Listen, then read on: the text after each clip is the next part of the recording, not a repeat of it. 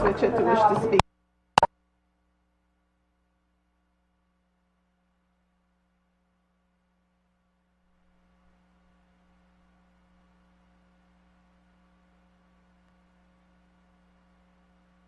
And she has a very good.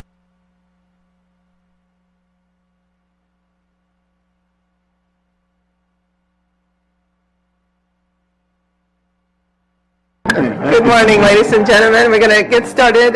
This is Government Operation Fiscal Policy Committee meeting, and today we have two very important items. The first one is to review and make recommendations on the FY19 savings plan.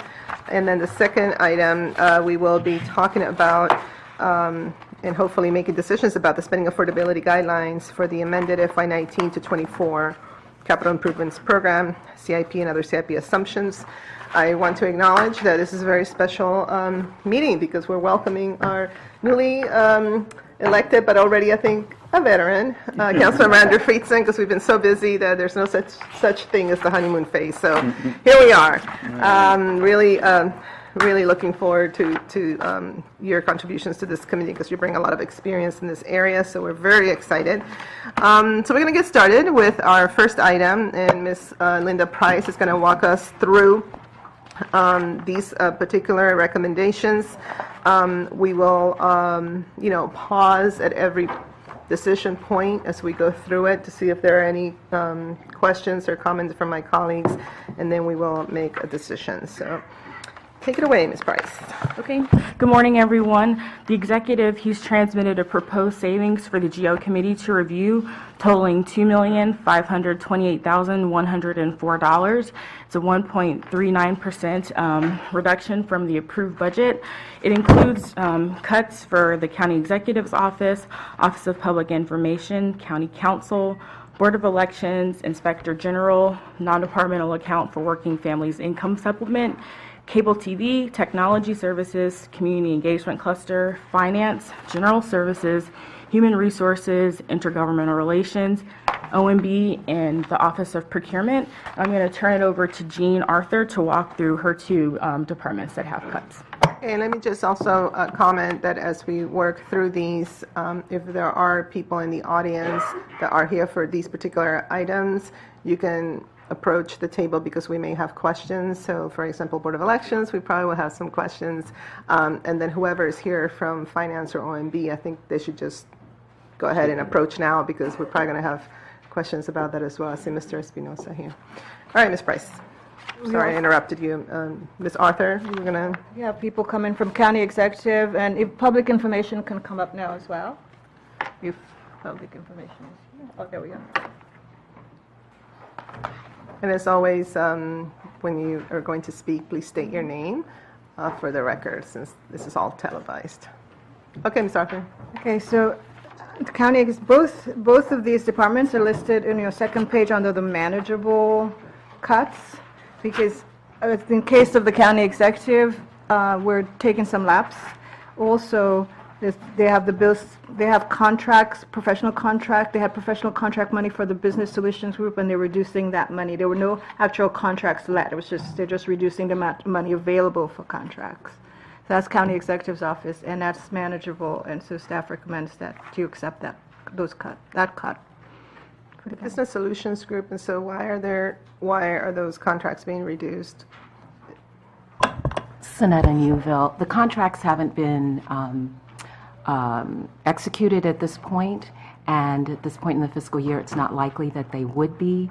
They have executed other contracts, and so these funds, which is under $15,000, are manageable for the remainder of the fiscal year.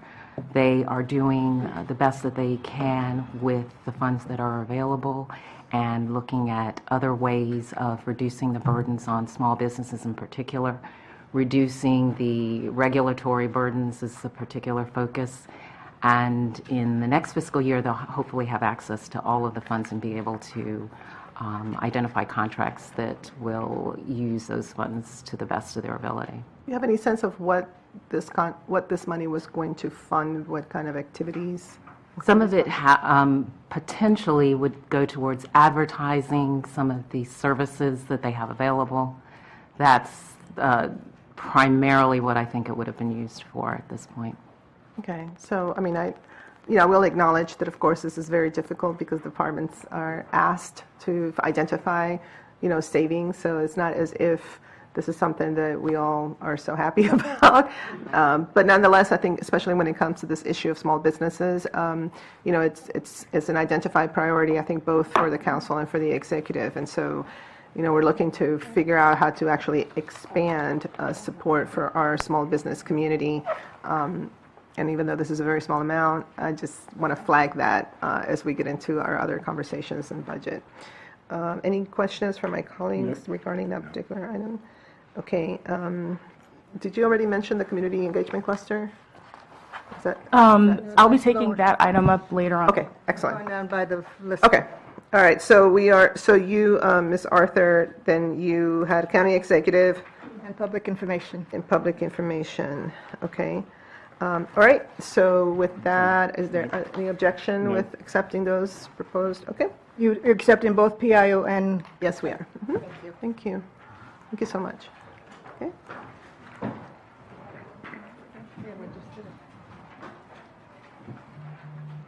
Okay, that'll bring us next to the county council office. There are 2 proposed reductions for that, and Marlene Michelson, our executive director, will walk us through those. Good morning. Good morning. We are proposing to meet the executive target through a combination of lapse and operating budget reductions. Some of these are natural turnovers in positions. There's one that I want to alert you to, which I have already shared with the council president before we made this proposal, and that is one of our staff people, Gary Thomas, who served the Interagency Technology Committee, retired at the end of the year. And so what I have recommended is that we freeze that position for the rest of the fiscal year, in part because I think this is a wonderful time for us to re-examine this organization and think about whether it's serving its original intended needs and how we staff it. So we will be coming up with a proposal for the council to consider, but the staffing nonetheless will be freezed until the end of the year. So there will be some actual impact here. Okay, and the ITPCC also comes before us. It is a really amazing group of folks. This committee has worked very hard to really strengthen their mission and, the different types of projects that they're working on. They have had some recommendations regarding some of the staffing support. So I don't envision any changes in terms of what they're doing because the relevance is super important. But I think you're right that this gives us an opportunity to step back and see the type of support and staffing that they actually will need. I believe Dr. Costas-Torrega will be staffing them and working with them in the interim as well. Absolutely. So I'm pretty hopeful that I think this will all work out very well. And Mr. Gary Thomas, I think, has done an amazing job in shepherding this group through. So I also want to thank him for everything that he has done. Any comments from my colleagues? So without objection, we will approve the county council reductions. Okay, so next that brings us to the Board of Elections, and Amanda Mai will walk us through that. Okay, if those who are here from the Board of Elections, please, if they could approach the table. No, I see board members as well, so if you can please come forward. Mr. Banov.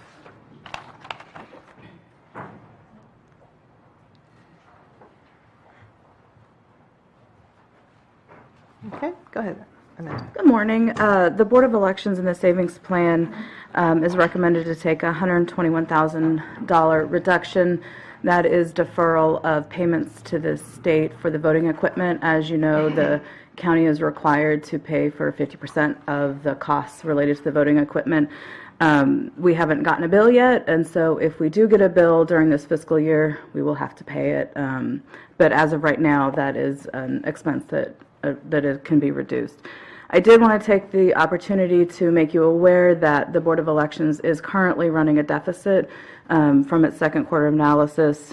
I've outlined on page 3 what's attributing to that, and it really relates to election-related costs, both from spillover from FY18 and also to recounts that you all are aware of. So I know that board staff is working with OMB staff to determine whether or not it's appropriate to do a supplemental appropriation or handle this in the annual end-of-year transfer. Okay, and so in this particular proposal, I mean, if we just have not received the bill, but we do, we have to pay it, then it really is not part of a savings plan. Right. Right? So is there somebody from OMB that can, That's exactly mine. sorry. And the question is whether or not we're going to get the bill this fiscal year or not. It's similar to the reduction that was taken during last year's savings plan. Amy Wilson from OMB. As we've handled in the past, we will look at their budget throughout the year and then determine if we need to do a supplemental to cover either when we do get the invoice or the additional costs. But at this point in time, OMB felt that we could take the savings plan reduction because the money will stay in their budget. And if we need to, we can re-examine it throughout the year. I see Vice President Katz. Yeah, thank you very much, Council Chair, Council President.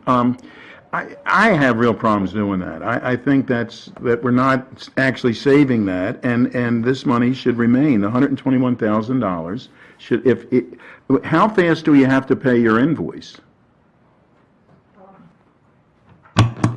It depends when the state sends us the invoice. Jurgensen, you just state your Oh, I'm name. sorry. Margaret Jurgensen, Election Director, Montgomery County. I'm sorry. It depends when the state sends us the invoice.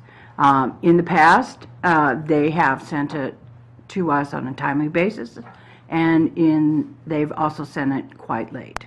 So it just depends on the State Board of Elections billing process. They try to send us a bill quarterly. And do you have to pay it within 10 days, within No. 30 days, or? No. They do not give us, well, I've never had to delay any significant amount of time in the past. We've always paid the bill generally anywhere from 30 to 45 days, and after we have to review the bill and make sure we're not paying for somebody else's, another county's services. Well, I'm still concerned about the timing. I mean, maybe the 45 days would bring it to the next fiscal year, but I don't believe that this is actually something that we should say we're going to take, not leave in the budget itself. Councilmember Friedson. Thank you, Madam Chair. I agree. I think, if anything, it's an accounting maneuver. It's not a budget savings. Even if we get the bill at in June and then pay it in July, it still was a expense that was incurred now, and it seems to me to be pretty disingenuous, particularly when we have a deficit that the agency is running, and we're probably going to have to do a supplemental appropriation for that. Now, I just wanted to say, speaking of that, I appreciate the work that you all have done. This was, there's a reason why there is a deficit. There was an extended recount, and I have no concerns personally with that. These things cost money, and in the interest of every vote being counted, and in the interest of the process playing itself out, I think you all have done, and did do this past summer a remarkable job of a process that was really well run and well handled with limited resources and limited staff, and so I appreciate that. But it seems extraordinarily disingenuous to include this in our total of how much money we're saving the public with tax dollars. It's different than a vacancy where we're not actually spending that money. That's money that we budgeted for a position. If nobody is holding that position, we're not paying a salary. This is completely different. This is a bill that we just happen to have not gotten, and to pass the buck to next fiscal year and bill next fiscal year just seems to be not transparent and doesn't seem to be a real savings plan to the actual budget. Thanks. Hi, David Naiman. I'm a member of the Board of Elections and a constituent of Mr. Friedson. First of all, thank you for the kind comments about our work and the staff's work last summer. I do want to take issue with the word disingenuous. I think that if you've been following us for the 8 years that I've been on the board, The board ends with a surplus almost every year, and it's much to the frustration of those of us on the board who want to spend more on outreach, for example. And you all took the wonderful action to significantly increase the outreach budget this past year, but there have been a number of years that we've given money back that we easily could have done more. The state's bills, from my understanding, and Margaret's much more of an expert than I am, are not as precise as you all are viewing it, as if we are simply saying that there's a fixed amount that we're not going to pay at a certain time. In my experience, oftentimes we budget for the states for what we think the state is going to bill us, and it doesn't come in necessarily as high as they do. For us to make other cuts when we could end up, when the bill comes, that there was a significant difference, that, a lower amount, especially when we're about to face what I would call the mother of all elections. The 2020 election will probably, could very easily have the highest turnout of any in the county's history. Our thought, I think, was that it made more sense to take it from here, see what transpires, and see what the bill looks like, rather than take it from something that we know will hurt and may not end up being necessary. Well, board member, I think what you're hearing is that we really do appreciate what the board has had to address, especially with this last election, and you've been put in a difficult position. We acknowledge that, and I think that you identified a particular item that, as you described, wouldn't hurt as much, but you're already running a deficit. And I think what we're saying is that it really isn't a savings. This is money that you're going to need to pay when the bill comes. And so I think what I'm hearing with both my colleagues, and I would add myself, is that we don't want to accept this particular reduction because we should be ready to pay the bill when it comes. It really is an accounting maneuver. But I do appreciate your description of what you had to identify, given the very restrained parameters that you have within your budget. Board Member Manoff. Hi, thank you very much. Alan Benov. I want to thank you also for the additional $20,000 you appropriated last fiscal year for outreach. And a couple of things to remember in generalities. We have statutory obligations we have to fulfill with the election. The population is increasing, and God willing, registration is increasing, and God willing, voting is increasing. These are all putting greater demands upon us for machinery, people, etc. It's very, very difficult to find ways to reduce the budget. Margaret can tell you more about that. Thank you. Yes. Councilman, Vice President. Yeah, thank you very much. And what I'm suggesting is that we just reduce this amount by 120 and not take it from someplace else from your budget this year. Obviously, you run the deficit. We're going to have to come up with some additional anyhow. And for 2020, I agree with you, David, that it is going to be a significant event, hopefully. And because of that, we'll have to deal with that budget for that fiscal year. I mean, so this would have nothing, candidly, to do with that one. But anyhow, I believe the primary will be, I believe, under. No, it would still be FY20. Yeah, FY20. Yeah. So, and it gets confusing. I can understand how you're thinking that. But anyhow, I believe we should say that the 101 should not be a part of this savings plan and be there. Any objection to that? Okay, so that would be something that the GO committee will recommend. All right, thank you very much. Okay. Okay, that'll bring us next to the Office of the Inspector General. Good morning. So the executive is recommending a reduction of $17,109 for the Office of Inspector General. This is due to lapse and turnover. As noted in the packet, this has already been realized through vacant positions, and so council staff recommends approval. Okay, without objection? This could be the smallest amount of savings plan on anything we've ever done. All right, the NDA for Working Families Income Supplement. Sure. So this non-departmental account is the appropriation the council makes each year to pay or to reimburse the state for the Working Families Income Supplement. The state pays that tax credit or that amount directly to taxpayers in the county when they file their taxes with the state. And we pay this regardless of the amount. So what Finance and OMB have recommended that they believe there is a surplus of additional money to be able to reduce it by at least $500,000 in fiscal 19. Staff notes that if we reduce it by $500,000, there's still $1.4 million above what we paid last year, which seems to be within reason to kind of hedge that bet. Okay, any comments? Councilmember Friedson. Thank you, Madam Chair. I don't have a particular issue with the cut as long as we think that we have plenty of money to pay it. I do have some concerns with the fact that we're not reaching what we thought we would in terms of the refundable earned income tax credit. I mean, this at a time when we had our briefing on Tuesday and talked about the glaring discrepancy between some of the high earners in our county and the low earners, and the earned income tax credit is probably the single most effective working family benefit and tax break that we can provide to help bring money back into the economy to support folks at the lower end of the income spectrum at a time when costs are rising at a rate that we can't keep up with. And I'd just like to get a little bit of information of why we are not meeting, it doesn't seem last year, meeting our budgeted amount in terms of the match for the state's EITC, and what perhaps we could do, looking prospectively to ensure that we do it, because I think this is such a critical program for working families in the county. And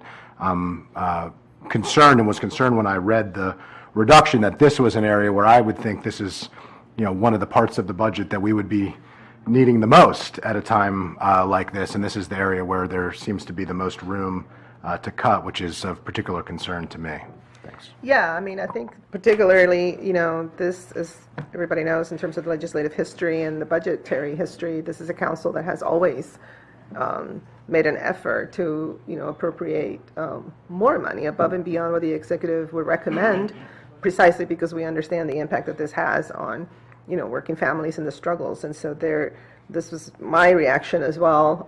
And so I think that we should go ahead and pencil in a session to understand this further, and see what's going on in terms of outreach and what is happening. I know that the administration used to pride itself in making a real strong effort for outreach, and public campaign type of initiative. So it is a bit odd, especially at this point in time. So let's try to schedule something to have an in-depth conversation. I agree with all of that. Okay, so without objection, very sadly, we'll accept it. I was going to say, if you don't mind, I just want to, I don't believe this is what the council president or Mr. Friedson is saying. The amount is based on actual, requests given to the state. So just because we don't reach the appropriation doesn't mean that that working families didn't take advantage of it necessarily. So I agree that we'll follow up with an outreach, but I don't want to make it look like we haven't. But the reason why we kept adding more and more money was because there was such a demand, right? And so it's kind of like the childcare subsidy conversation. Why do we end up with a surplus, at the end of the fiscal year? I mean, the goal should be work on that. This is the one account where the goal should be to spend every nickel, and the prior council's interest in this was to budget it, and was budgeted for the purpose of the prior council's interest in this was to add budget funds for this because it was a priority area, and the goal should be to spend every nickel of it. I'm all for budget savings normally, but on a priority area that's actually going directly to working families who are extremely vulnerable at this time, we should be getting closer and closer to spending all of the money, not farther and farther away. And so, I think we all have a concern that there's a significant amount of budget surplus there that we're not reaching. It's not that no one's taking advantage of it, but that we're not reaching what we had hoped. And the question is, how do we get closer? It's not a criticism, it's just a reflection of the reality and an interest in doing better. Council Vice President. And it's not a criticism, but the question is why people are not aware of what is available. And if we need to do a better outreach or whatever, maybe we need to be spending an additional funds to do that. So I think we're all in agreement that, we don't want to take the $500,000, but at this point we can, and we're not happy that we can, but we can. We'll come back to that. Yeah, thank you. Okay. All right. So cable TV.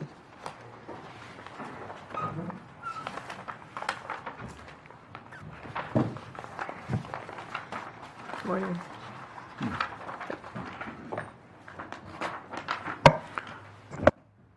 So as you see, the cable TV budget is reduced by some $242,000. It's made of two items, a delay in filling cable positions and a lower than anticipated utility costs.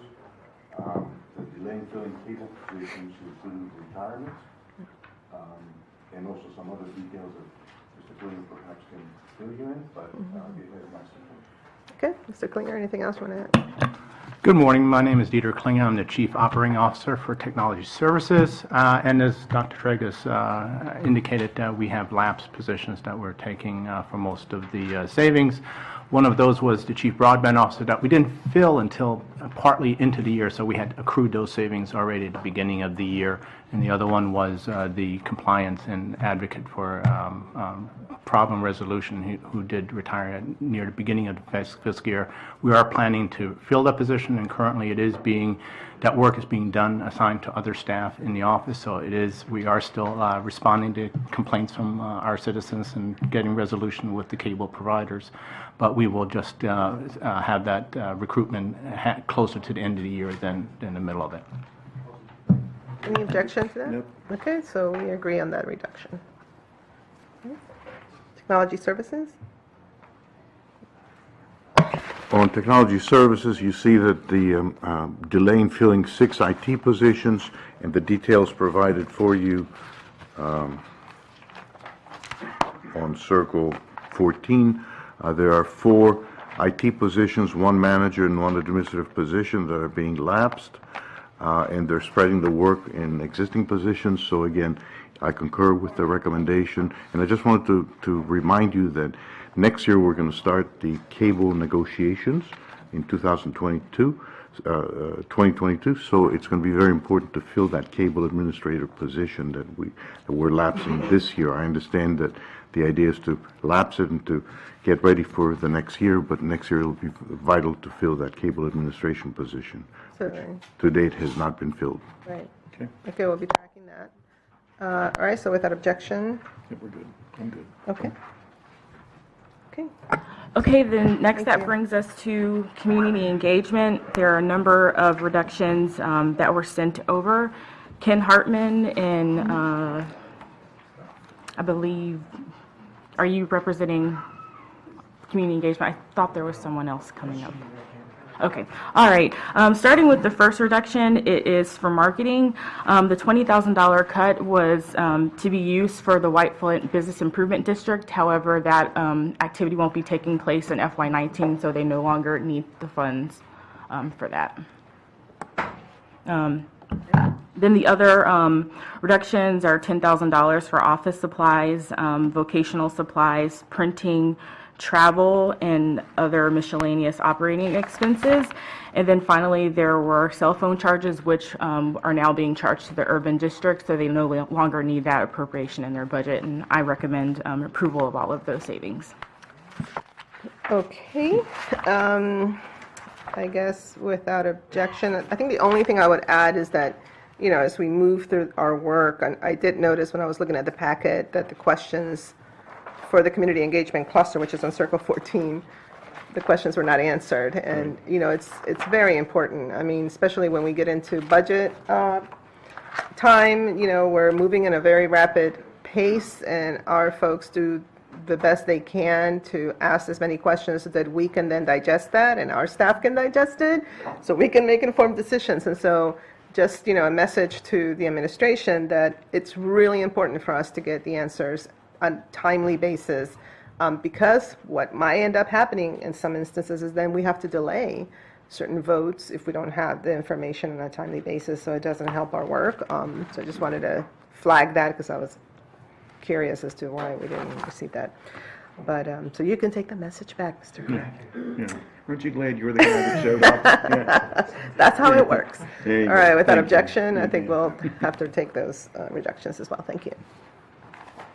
Okay, then that moves us next to the Department of Finance. There's lap savings recommended totaling $217,470. Those savings are positions that have been vacant or will become vacant by the end of the year. And again, I had recommended approval of those savings, which to my understanding have already been realized. Okay, anything you want to add, Mr. Espinosa? No, we're managing around these reductions, and, we'll come out at the end of the year where we expect to be. Good. Thank you. Without objection, I think we'll take those savings, recommend that. Okay? Okay, then that moves us next to the Department of General Services. I will note that there was a larger batch of savings which was tied to the utilities NDA that was grouped with DGS's 1.5% target reduction. The T&E committee met on Tuesday and accepted those reductions, which leaves two additional items. One is to liquidate a purchase order for window washing, which there are no buildings program for that service, and that will generate savings of $15,000. And then the other one is lapse and turnover savings from a number of positions that are working to be filled but being delayed to meet the savings. Any questions for my colleagues? Any comments? Without objection, we will take those savings. Thank you so much for being here. Okay, then the next is the Office of Human Resources. This would create a savings of $131,000. It's lapsing two vacant positions for compensation and communications and an administrative specialist position. And I've had those two cuts as manageable as well. All right, questions from my colleagues regarding this? Nope. Without objection, we will take this recommendation. Thank you. Did great. Yeah. Eloquent. Best in general. All right. And then that brings us next to the Office of Intergovernmental Relations. They have savings of $18,322 from professional services. This would, I've lost my space. On this item, I've recommended that the council, that the committee approve that savings. And this was originally a contract, that had been administered by the Department of Economic Development, but they have no need to continue the services into FY19, so the savings were put forward. And I'd actually turn it over to them to do a better job describing that than I just did. Are there any questions from my colleagues? I think that we're going to accept this. Thank you so much for being here. Thank you. Appreciate it. Sorry, I'm filling in on some of these departments that I'm not quite familiar with. You're doing very well, Ms. Price, as always. This is not an easy process. No. Okay, so the next is for the Office of Management and Budget. We have lapse and turnover savings for 3 positions. It's my understanding, again, that these savings are easy to meet and there is no impact to services. So again, I recommend that we approve those. All right. Any objection? Yep. We approve that. And finally, that brings us to the Office of Procurement. There is turnover savings from 1 position, creating savings of $66,681. This is due to a manager 2 position that retired this past May. They are working to recruit the position, and I just want to say that Pam Jones is working as the acting director, and she's wearing a lot of hats and doing a great job. So, you are wearing a lot of hats, Ms. Jones. I really appreciate you doing that. So without objection from my colleagues, we will take that savings. Thank you so much. Thank you. Okay. I think that wraps up our savings plan. That's wonderful. Thank you. Thank you so much.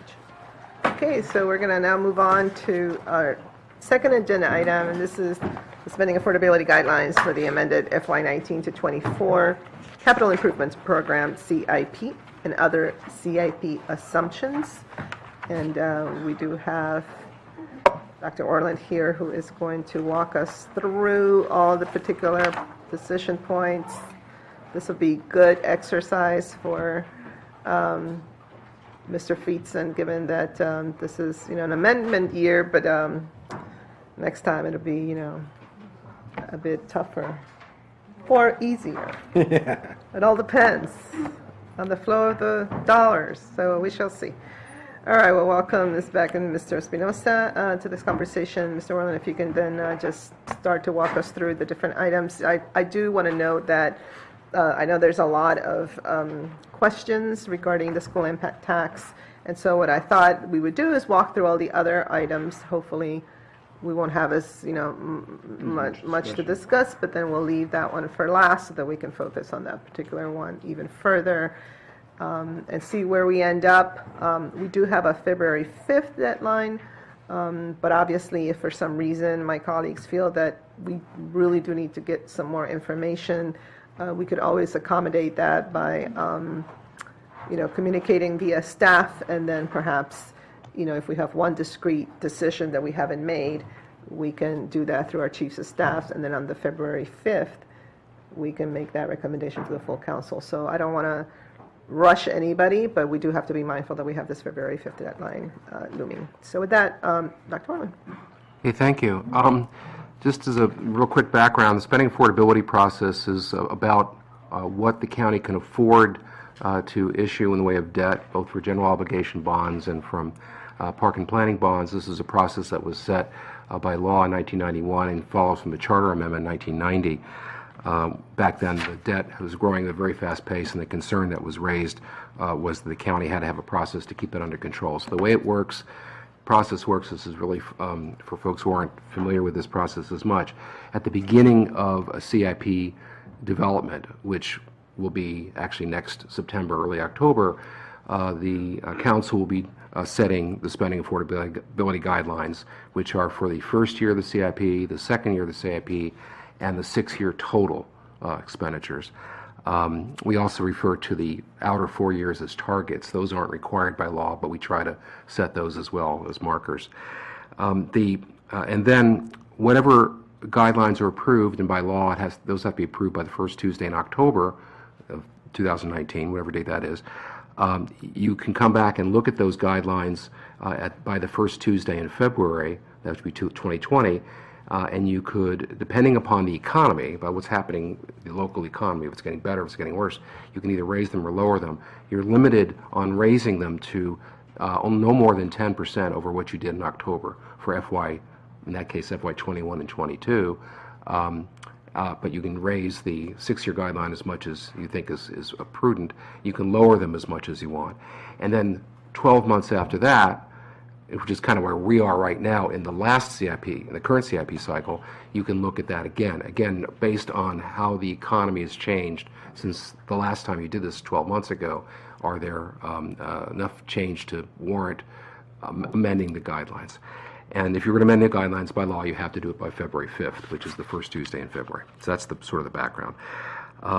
Any CIP that you approve once you've approved the guidelines or amended them, whatever, or confirmed the current ones on February 5th, if you were to approve a CIP which has more spending than what's in the guidelines, you can't do it unless you have 7 affirmative votes of the council.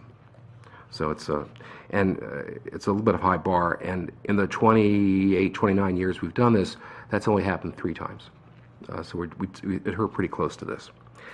Okay, so the guidelines that were set back in October 2017 for general obligation bonds was $330 million in FY19, $320 million in FY20, and the target of $310 million in FY21 and $300 million in each of the last 3 years of the CIP, for a total of $1.86 billion.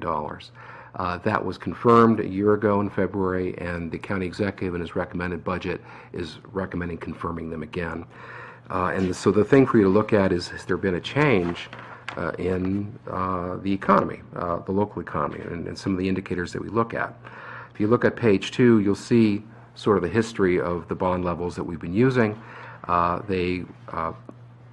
few years ago they were $295 a year, then they were bumped up in about 4 years ago to about 10% higher, and then they grew a little higher after that. And then last time you looked at this comprehensively, which was again October 2017, you decided, look, we really do have way too much debt, and we need to begin to scale down the CIP. And this is like an ocean liner. I mean, you can't change the results unless you keep on the same course for a very, very long time, 10, 15 years probably. Either that or you have to give the CIP a haircut, which the council's not been willing to do for obvious reasons. The council did do that in 1992. They reduced the bond levels, the 6-year bond levels, from about $832 million down to $600 million in 1 year, in one cycle. But I don't believe that's really in the cards for now. So we look at the top of page 3, we look at, middle of page 2, we look at some of the assumptions, what has changed since last year, and it's attached on circle 5, I believe. And what we find is that the annual interest rates and bonds are still assumed to be 5% annually. That hasn't changed. The operating budget growth each year is now anticipated to be somewhat lower in FY20, but 2.7 versus 3.1%, slightly higher in the later years. Population growth forecast is really sort of marginally higher than the forecast last year. The annual inflation rates are now assumed to be higher than it was last year, so that cuts into more into what we can actually program. The countywide assessable base is now projected to increase at a rate which is slightly slower than what we assumed last year, so that's sort of a downturn. And the countywide personal income is now projected to grow marginally slower in some years and marginally higher in others. I don't know, finance and Bowen B can speak to what they feel about this, but the way I feel about this is that it's basically, overall, it's not much change. So there really isn't the rationale to change the guidelines either up or down. If you look at the debt capacity analysis, which is on circle 7, which is where we compare debt to several indicators that that the law talks about, but also many other AAA jurisdictions use. If you look at circle 7, you'll see that, for example, geo debt as a percentage of assessed value, which is line number 2, the numbers are above 1.5%. 1.5% is the target. We would like to be below that. We're not. We're well above it.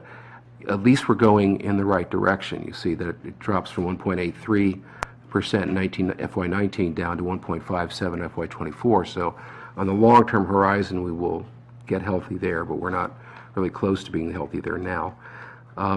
Debt service as a percentage of long-term and short-term leases, we want to be 10% or better or less, and we're not in a good place. We're between 11 and 12%, and there the numbers are relatively stable. Actually, they're getting worse in the next few years, and then getting slightly better again. So we're sort of treading water on that, but not in a good place. Debt per capita, we are way above what we should be. It should be around $2,300 per person, and you can see that we're well over $3,000 per person. So we're not doing well there. Debt per capita income, we should be at 3.5%. The amount of debt to total income in the county should be 3.5% or better. And for years we were, but we exceeded that several years ago. And what you're seeing here is that this is on line 6 of circle 7.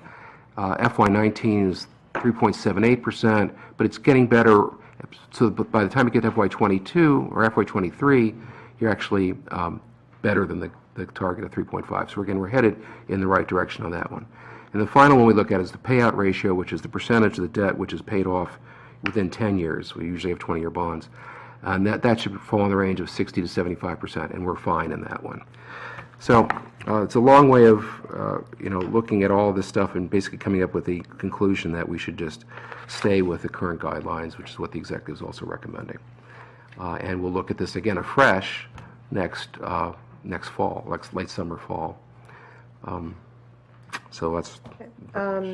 Anything that you'd like to add, Ms. Beck and Mr. Espinosa? No, I think really we agree with Glenn. Same conditions, really. We're making progress, but it's very slow. Okay, so I think that we definitely should stay the course and agree with the recommendation from the executive and our council staff. Council Vice President. Thank you very much. I agree. We should stay the course. We've had extensive conversations on how slow this process is going to take in order to stay to get where we need to be in a very slow way, so that we're literally turning the ship around. And I think that's what we have to do. It's not something that's going to happen overnight, but we have to be cognizant of the fact that it's something that we need to follow the blueprints. Councilmember Friedson? Yeah, I agree with staying the course, and I appreciate the detailed summary not only of where we are, but how we're long-term looking towards getting within the target range for some of the key indicators, which I think is positive, but needs to be continually monitored, so I appreciate it. Okay, so that's our first decision.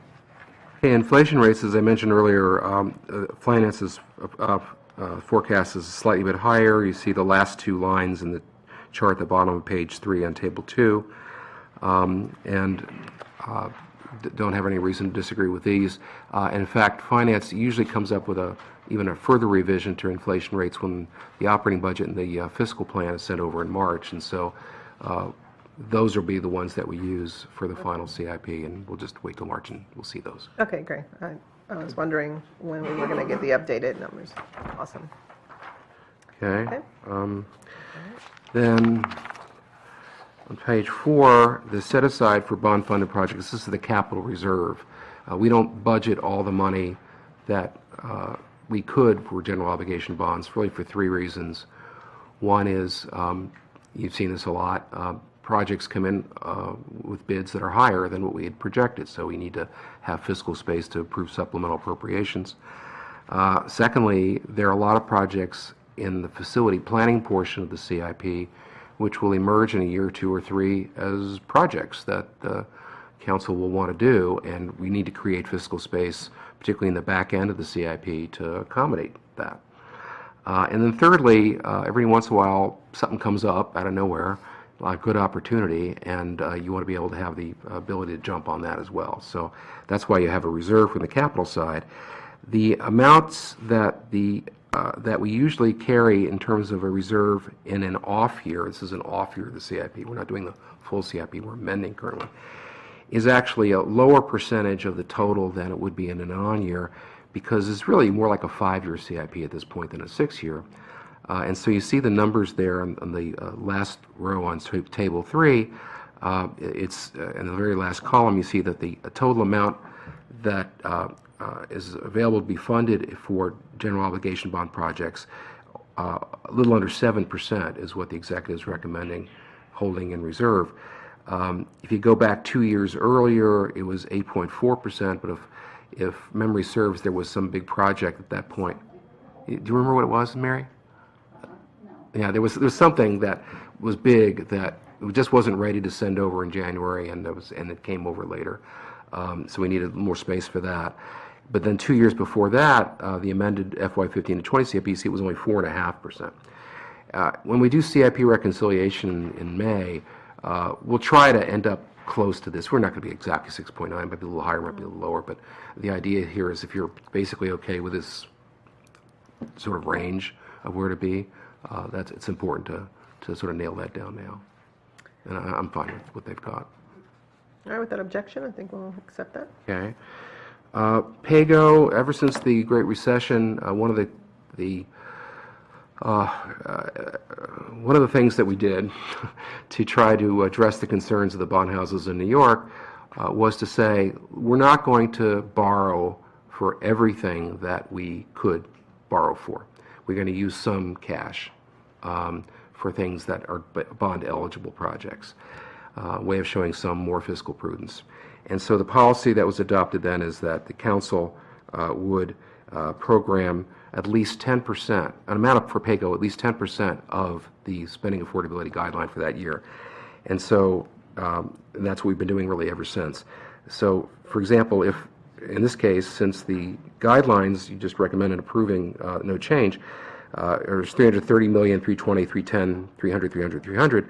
The PAYGO would be 1/10 of that, 33, 32, 31, 30, 30, 30, and the executive is recommending that. I agree, and just staying with the policy. Okay. Objection? No? Okay, we're going to then skip, sorry, we're going to do recordation taxes now. So on page 5, the school increment of the recordation tax was adopted in, I think it was 2004, 2003, 2004.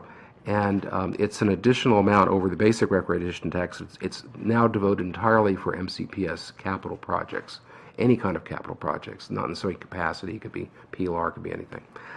A couple years ago, when the council raised the recordation tax, it also changed the amount of this tax. It raised it considerably, actually reduce the base recordation tax somewhat as well. It's a fairly volatile revenue source, but not as volatile as impact taxes, which we'll get back to. And you can see the numbers there for the last several years in Table 5. And in the first half of FY19, we've collected a little over $33 million. And if the second half were the same as the first, which you shouldn't automatically assume, but if it were, we'd be at a rate of about $66 million. And you see the executive's recommendation in Table 6 is for about 62.5, which is higher than what had been assumed last year for FY19, which is 59. I think in all these kinds of revenue sources, it's good to come with someone lower than the median, because we'd rather underball it rather than is overball a word? I'm not sure. But we're in a position of, like, at the end, if there's actually more money on the table, we can program it rather than having to cut back on something. Yeah. And one of the things we do at reconciliation for FY19 is we'll now at that point have 10 months worth of data for FY19 rather than just 6. And when finance put this together, you only had about 4 months data. So it's, as we go on, we get better and better ideas as to what FY19 is going to look at. So we may amend what we have available for FY19 then, based on what we see in the first 10 months. And they're showing small increases, slightly higher recordation tax revenues in the later years. And I think it's prudent and recommend approval of those. Okay, with no objection, we're going to accept that. Okay, and then there's a third tier to the recordation tax, which is the recordation tax premium. This is applied to only those recordations which are exceed $500,000, and it's only on the increment above $500,000. So if you're basically refinancing, well, a better example, if you're buying a house and you're getting a loan for $600,000, this tax is only on the last $100,000 of that. And half of this money is dedicated to rental assistance programs in the operating budget, the other half to county government CIP projects, in other words, projects under the county executive's aegis, transportation, fire rescue, police. And it could be used for any of those any projects under the county executive. Similarly, the finance is recommending assuming a slightly higher set of numbers, actually a little lower in FY20, but in all the other years slightly higher than what had been assumed last year, and I concur with that. All right, with no objection, we're going to accept that. Okay, we'll skip across both impact taxes for now and come back to that at the end, which won't be too long from now. So if we go to page 8, state school construction aid, this is a bit of a crapshoot. We really don't know what we're going to get, but and so we just say we're going to use the same assumption we assumed last year, which is we are getting $59.7 million in FY19. We know that, but for the later years we've assumed 59.2. And there's not much more to say about this. The Education and Culture Committee will be looking at this as well, but they typically don't make changes to this assumption either. And sometime later in the year, this spring, we'll find out what the state school construction aid will be for FY20, whether it's higher or lower than 59.2, we don't know. I should say that after this point in the process, whether it's on the recordation taxes or the impact taxes or state school aid, we typically do not change. In fact, I don't think we've ever changed the revenue assumptions for, in the case of state school aid, FY21 through 24. Right. And for the recordation tax, the impact taxes, we wouldn't change the assumptions for FY20 through 24. We're just looking at what we know in the year that we're in, because we're not going to have much more information 4 months from now on the future than we have now. So just saying that as an aside. Anyway, I'm recommending agreeing with the executive and basically staying the course with the Without objection, we are good, yeah. Current revenue, this is cash in the CIP for items that are not bond eligible. Basically, the two general categories, one is IT and one is planning. And those items usually don't have asset lives that are longer than 12 years or so, and so it's not really eligible for bond funding. The numbers the executive is recommending are virtually the same as what was the approved CIP. He's got a slightly lower number in FY20. But he has already said, and really all the executives have done this, they relook at the current revenue figures, particularly in this case FY20, when he was putting together his operating budget. He may find that some of the things he wants to recommend in the operating budget are more important than some of the things that are in the current revenue fund of the CIP, and so we may come in with a lower number. Typically it doesn't go up, but it could go down between now and March. So this is sort of a temporary assumption, but we'll probably get a better assumption in terms of where we're all going to be at in March. Okay. Any objection? All right, we're good with that. Okay, the final one before we get back to impact taxes is park and planning bonds. For years, and these are guidelines just like the GO bonds, but they're much, much smaller. And these are bonds that are backed by the park and planning tax, which is a tax that's applied mostly countywide, but not in municipalities. It pays for local parks, not for regional parks. Regional parks are paid with general obligation bonds. For years, we had kept this at $6 million a year, and 3 years ago I believe we raised it to $6.5 million a year. And that's what the executive is recommending as well for now. So it's $6.5 million a year, a total of $39 million for the 6-year period. When the executive branch was putting together this program, they used an inflation rate set of assumptions which were different, slightly lower inflation rates than what is being assumed for current revenue and GO bonds. And you really have to use the same inflation rates. The problem is that once you apply the same inflation rates, then using the 6.5 million bond levels, we find there's just not enough money to support the executive's recommendation. Not by much, but it goes into the negative, and we can't have that. So there's two things you could do. One is you could go back to the executive and say, give us a revised recommendation and scale back what he's recommending to some degree. And the other is to just raise the guidelines. Again, it's supposed to be about affordability, not about need, but this is $6.5 million. We don't really even have indicators for this set of guidelines. And so what I'm recommending to basically not put us in this box of having to have the executive come back and different recommendations is to raise the targets for FY 21, 22, and 23 by $100,000, make them $6.6 million, and for FY 24 to $6.7 million by $200,000. So it's $200,000. So it's a net increase of $500,000, so the 6-year period goes from $39 million to $39.5 million.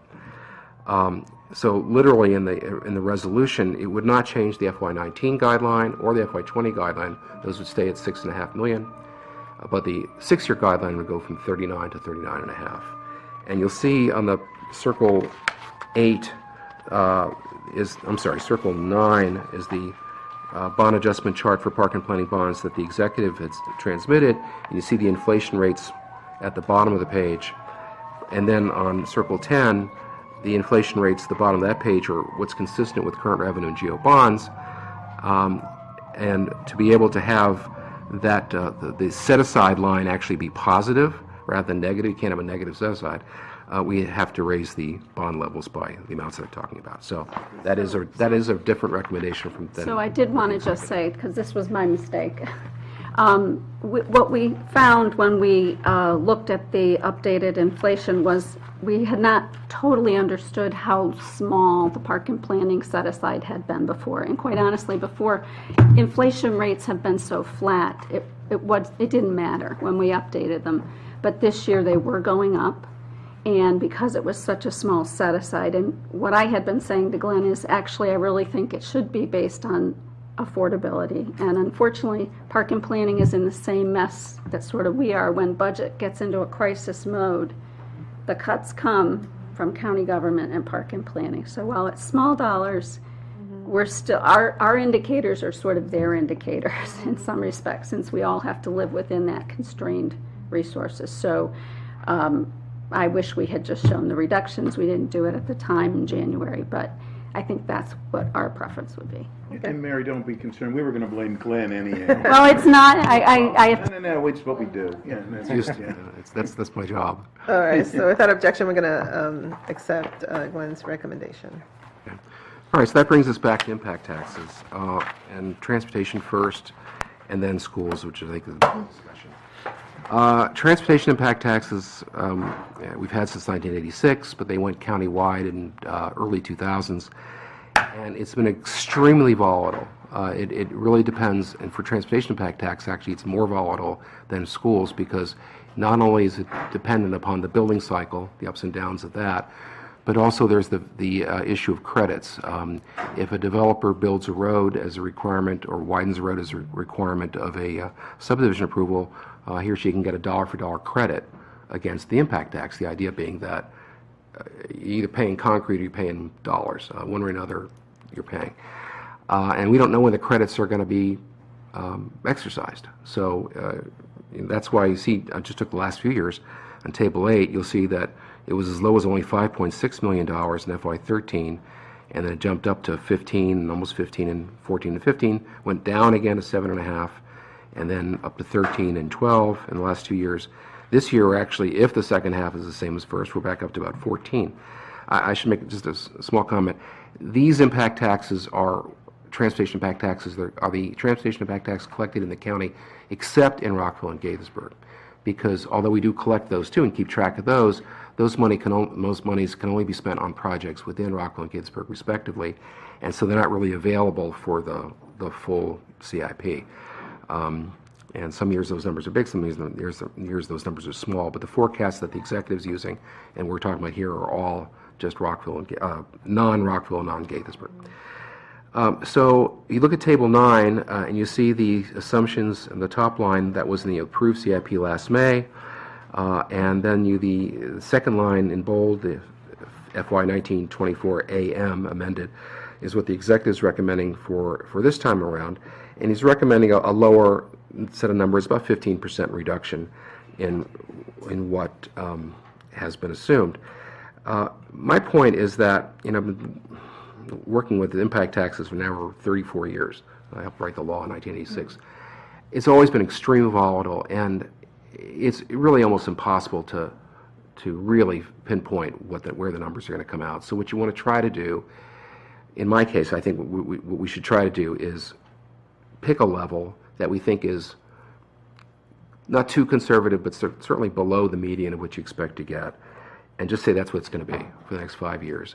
And if we're off by $1 million or $2 million for too high, we can recover from that. If we're low, that's good news. But rather than trying to pinpoint an actual number, and so where I came out is a different recommendation to the executive. I'm saying in FY19, let's go ahead and assume what he's assuming, even though we're on a path to actually collect possibly $2 to $3 million more in 19, but we'll know better in May. But for FY20 through 24, $12 million a year. And as we go on, we'll see where we are, rather than trying to gild a lily and say, we know really what we're going to get. So it's a different recommendation, not remarkably different, but. Mr. Espinosa.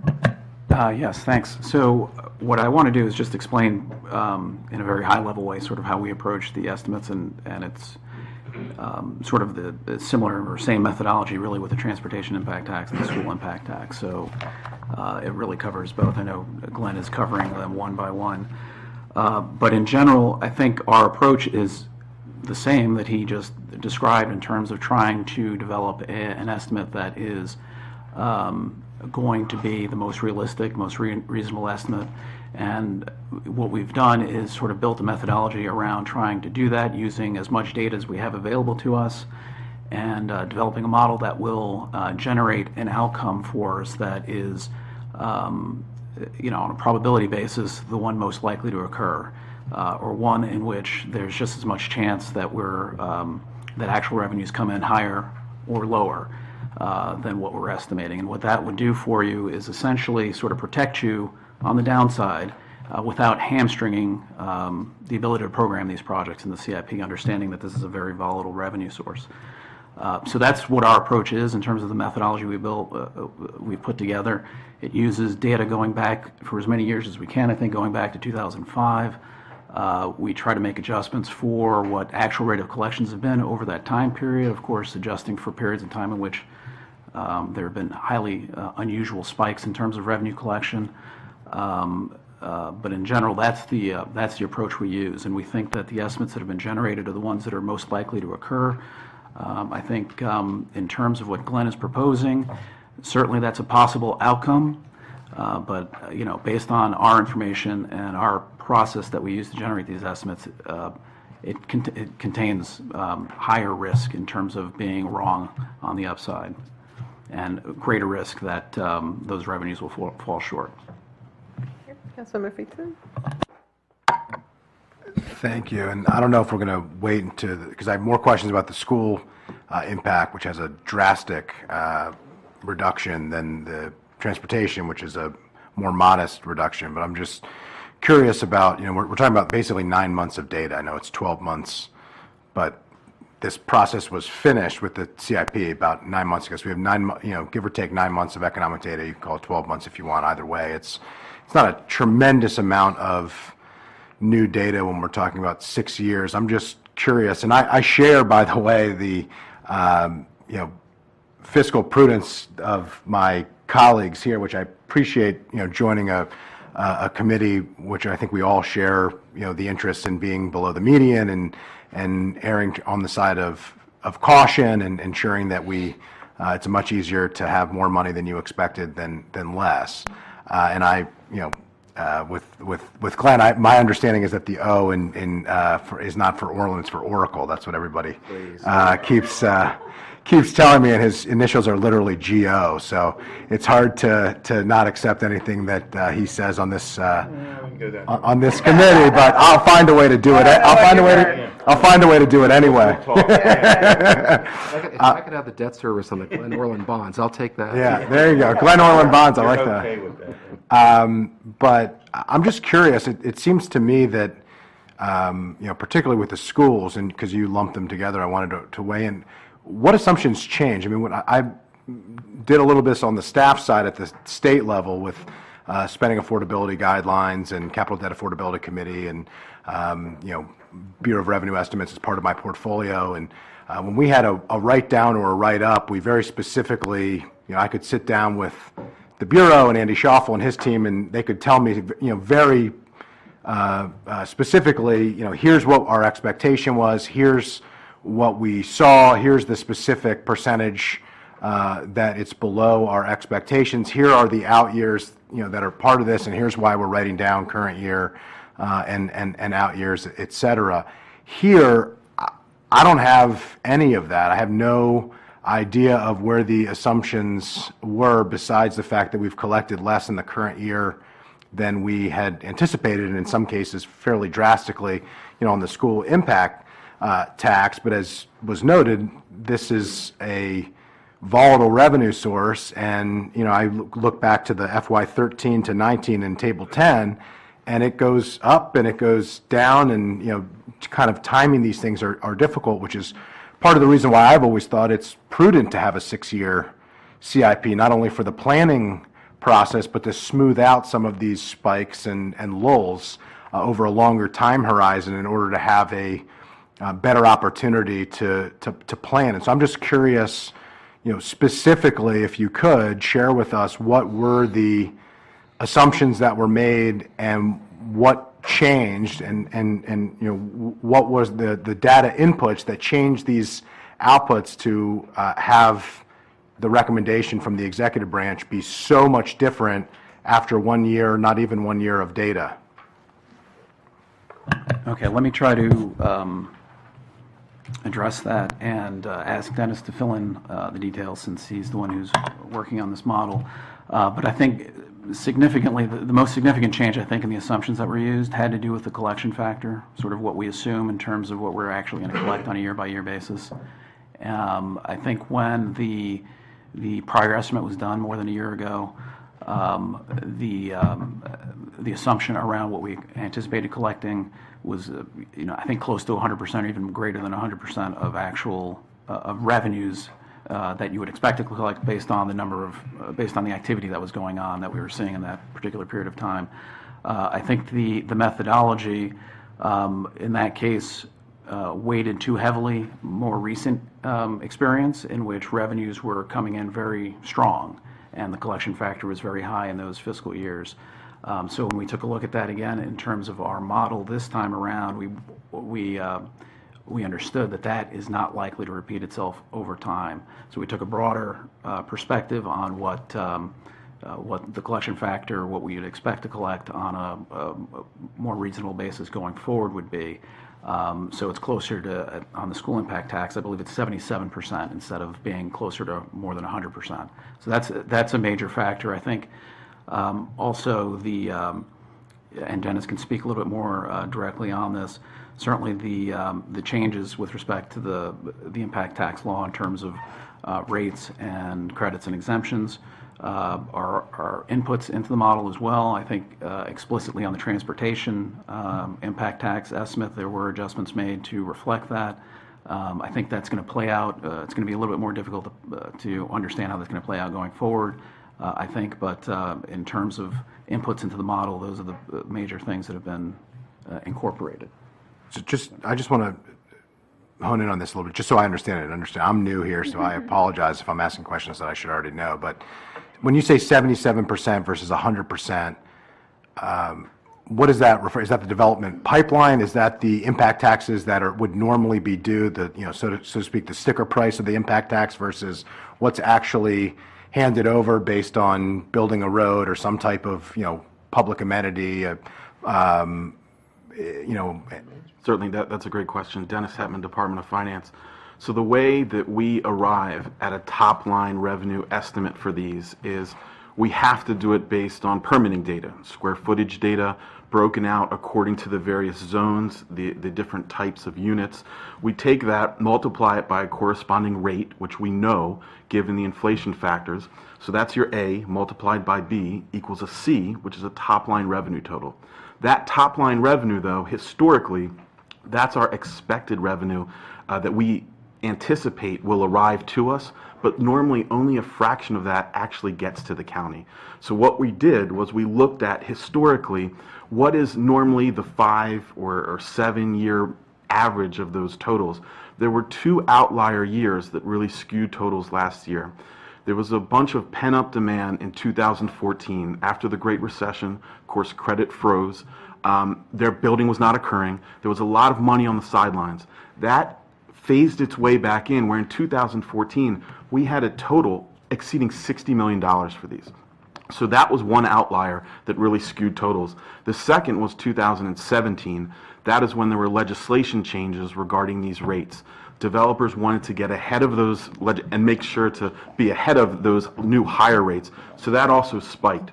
In those years, we saw collection factors well over 100%. So that top line total, we were anticipating more money than that came in. In 2017, it was as much as 185%. Historically, though, it's around 70. So we were adjusting that in an iterative process to get it as accurate as possible. So just so I'm understanding, the collection factor is collections above your estimates, or collection factor is above permits being pulled or some type of development pipeline? Exactly. So it's a simple numerator and denominator. The numerator being, here's what we anticipate, here's what actually got here. When you do the math, this is what we expect the revenue to be, what was actually booked. Above forecast. Exactly. Sorry, okay. Just want to make sure I'm understanding the terminologies that you're using. I think Mary Beck with OMB, I think the other factor here is that there are credits on the transportation side where a developer can make some transportation improvements that they don't necessarily need otherwise, but they get a credit for it. So the next time they have something they need to pay impact taxes on, they basically have paid it through in kind. So we don't get that cash. But that's, I agree, and I totally understand that, and that, 15%, I could see that changing, but on the school side, it's a massive difference. There are also exemptions, though, and so you have exemptions for enterprise zones, for instance. So developments in enterprise zones would not pay impact taxes. For a long time, all MPDU units have had exemptions, so they pay nothing for an MPDU. More recently, a couple years back, the law was changed so that if they went from 12.5%, which was the requirement, to 25%, now all the units in the development. What assumption are we using for that? Because the county executive cited that as, basically that was the one concrete thing that he cited in what he sent over to the. I can give you some information on that. So again, This is something that would vary year by year, but what we can tell you is that there are a number of developments where they are either in the pipeline or have been approved, and I can give you some information. So there have been 2 approved projects, Bradford's Landing in Silver Spring and Century Apartments in Germantown. And they will have waived impact taxes totaling $17.6 million for market rate units. It's actually a little bit higher when you consider the additional MPDU units. Now, what we still have to sort through is that's over what period of time? How would we think of that year by year? There are 3 additional projects in the pipeline with $10.1 million in foregone market rate impact taxes, $11.4 million if you consider the additional MPDU units to get them to the point where the market units are free. And that's because it's 25%. Correct, correct. So we need, Sorry, excuse me, can you, the 11.4, what is that number? that is if you also include the value of the additional MPDUs. So if they went from 12.5 to 25, it's that additional. Because we never would have collected on the 12.5. We would not collect on any MPDU units, so that's why I tend to use the lower number, because, I mean, just as a county, everyone has said we're I had heard not from gonna planning it was charge. 11.2, 11.4 is pretty close to that, but okay, that's okay, thanks. I think this is a very complicated issue. This is not something that anybody wanted to have a knee-jerk reaction to. Affordable housing is very important. We were concerned, though, at the cost per unit when you look at these numbers and what the impacts could be in terms of what you have to give up. So, but this is something that I think needs a thoughtful, multi-department, council staff involvement analysis over the next few months to think about, should there be some legislative changes? How would we think about these numbers in that context? I do agree with that because, I mean, this was not a decision that was made lightly. I mean, part of the challenge that we have, and there's plenty of reports and data out there, is, how prohibitive it is to build affordable housing. I mean, developers are not in the business of charity, right? I mean, they're in the business of making money. And so we look at Council of Governments is projecting we need in terms of housing just in general, and then we look at the data regarding the affordability challenge that we have, and it's almost like you have to pay for it one way or another.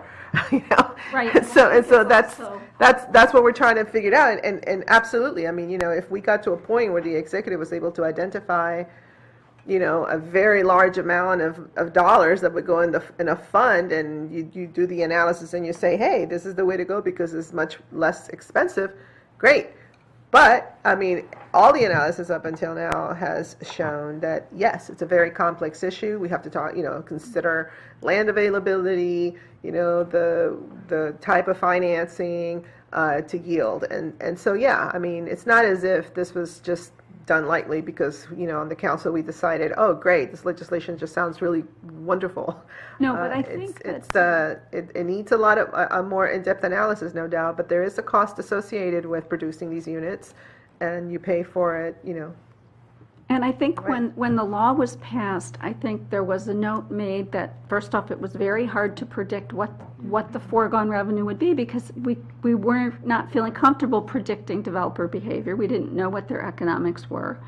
There was a note made that this is something that should be monitored and looked at to see if there were sort of unintended consequences or if the economics were very different from what people understood at the time, or if they had a different thought process about it. But again, I mean, nobody's anti-affordable housing, right? No, I know. It's just that the way that we frame this narrative is important, because if the narrative out there is that somehow the reason why we are, realizing these very tight, fiscal type of constraints in the CIP, it's because of this legislation, and that's not the full story. I mean, it is a small percentage, which again, I can argue that is something that we all did, knowing that in order to get this yield of affordable housing, you got to bite the bullet in one way or another. And so it's not fair to put out there some kind of narrative that is just kind of constantly pointing to this piece of legislation when it doesn't, it's not responsible for, it doesn't explain everything, as you just said. It's a very complex,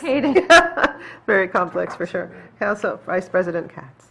Thank you very much. It is a complex problem. I agree with you. I think what we did in this case, candidly, is that we said, look, we want to jumpstart this. We want to get this as quickly as we can.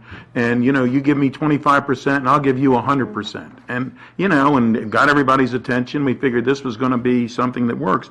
Now we got to go back and not just deal with their heart. We got to deal with their head and figure out exactly what these numbers are going to do. Maybe if we gave 25, maybe if someone did 25%, we would give them 50% and see if that would be, there used to be graph paper and kids today don't know what that is, but there's a spot on the graph paper where this thing can work to everybody's advantage, and that's what we have to sit down and figure out. So I understand that we need to revisit this and have a good, frank discussion. What's going to get us what we want and get us the money that we need.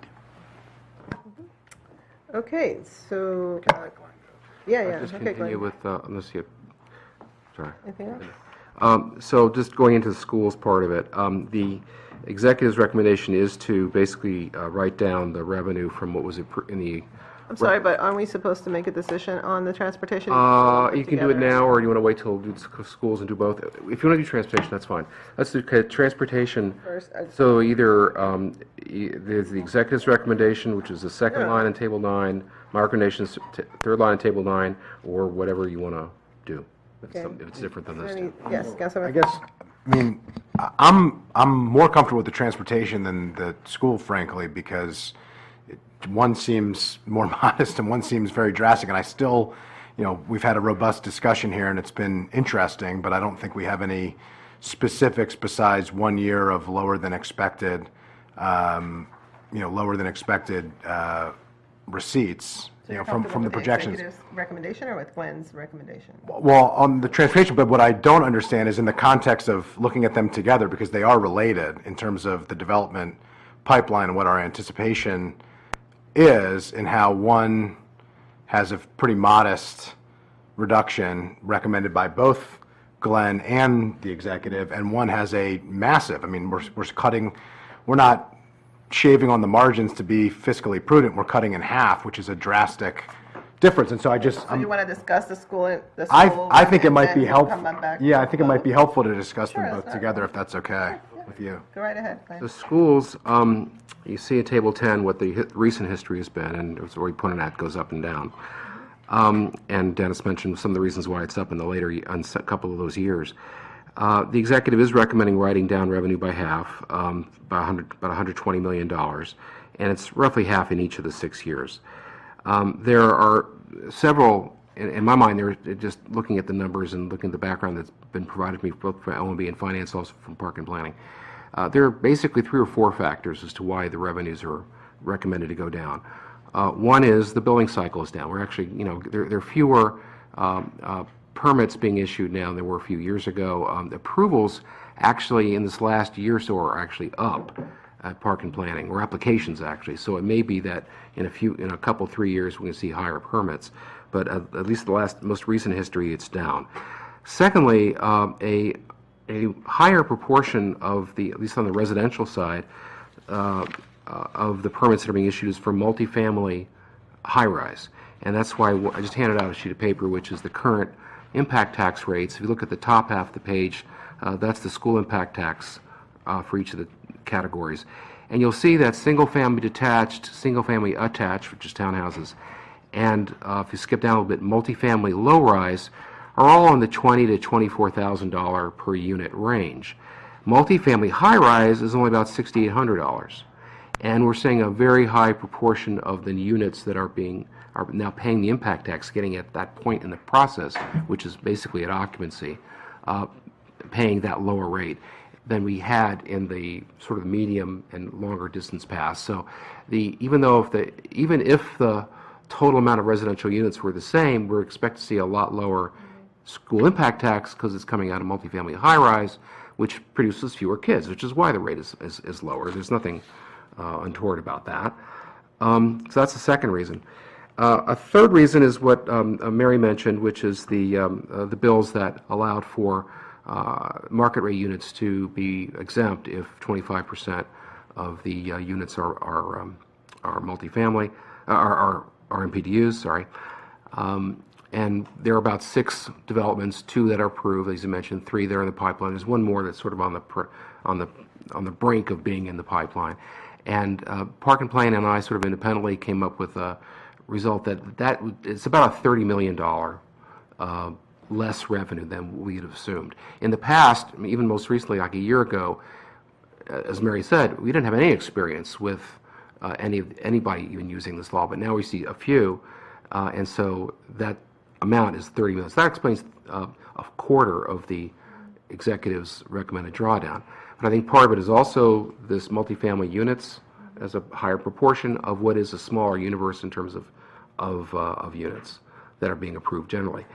The fourth factor is the assumption that this downturn and these trends are going to continue for the next 6 years, and that's the one I don't buy, because even in the Great Recession we had maybe a 4 to 5 year downturn as a whole, and that was a much bigger recession than what we're going through now. In fact, we're not in a recession now. So that's why I think. I understand the way the model works, and Dennis has done a really good job in terms of in putting in the data that is out there. But this is such a volatile revenue source that I think the better course from this point forward, not just this year, but from now on, is to be informed by that kind of work, but also be looking at other trends, and frankly do what we do for state school aid. Pick a number, and make sure that number is below what the average, what you think it might be, so that the probability is that you're not going to exceed that number. There may still be a small probability that you will exceed it, but the much larger probability is that you won't exceed it.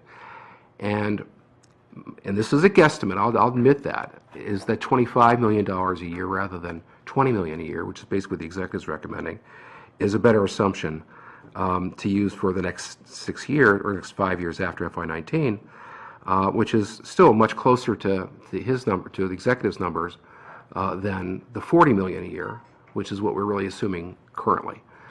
And so that's my case.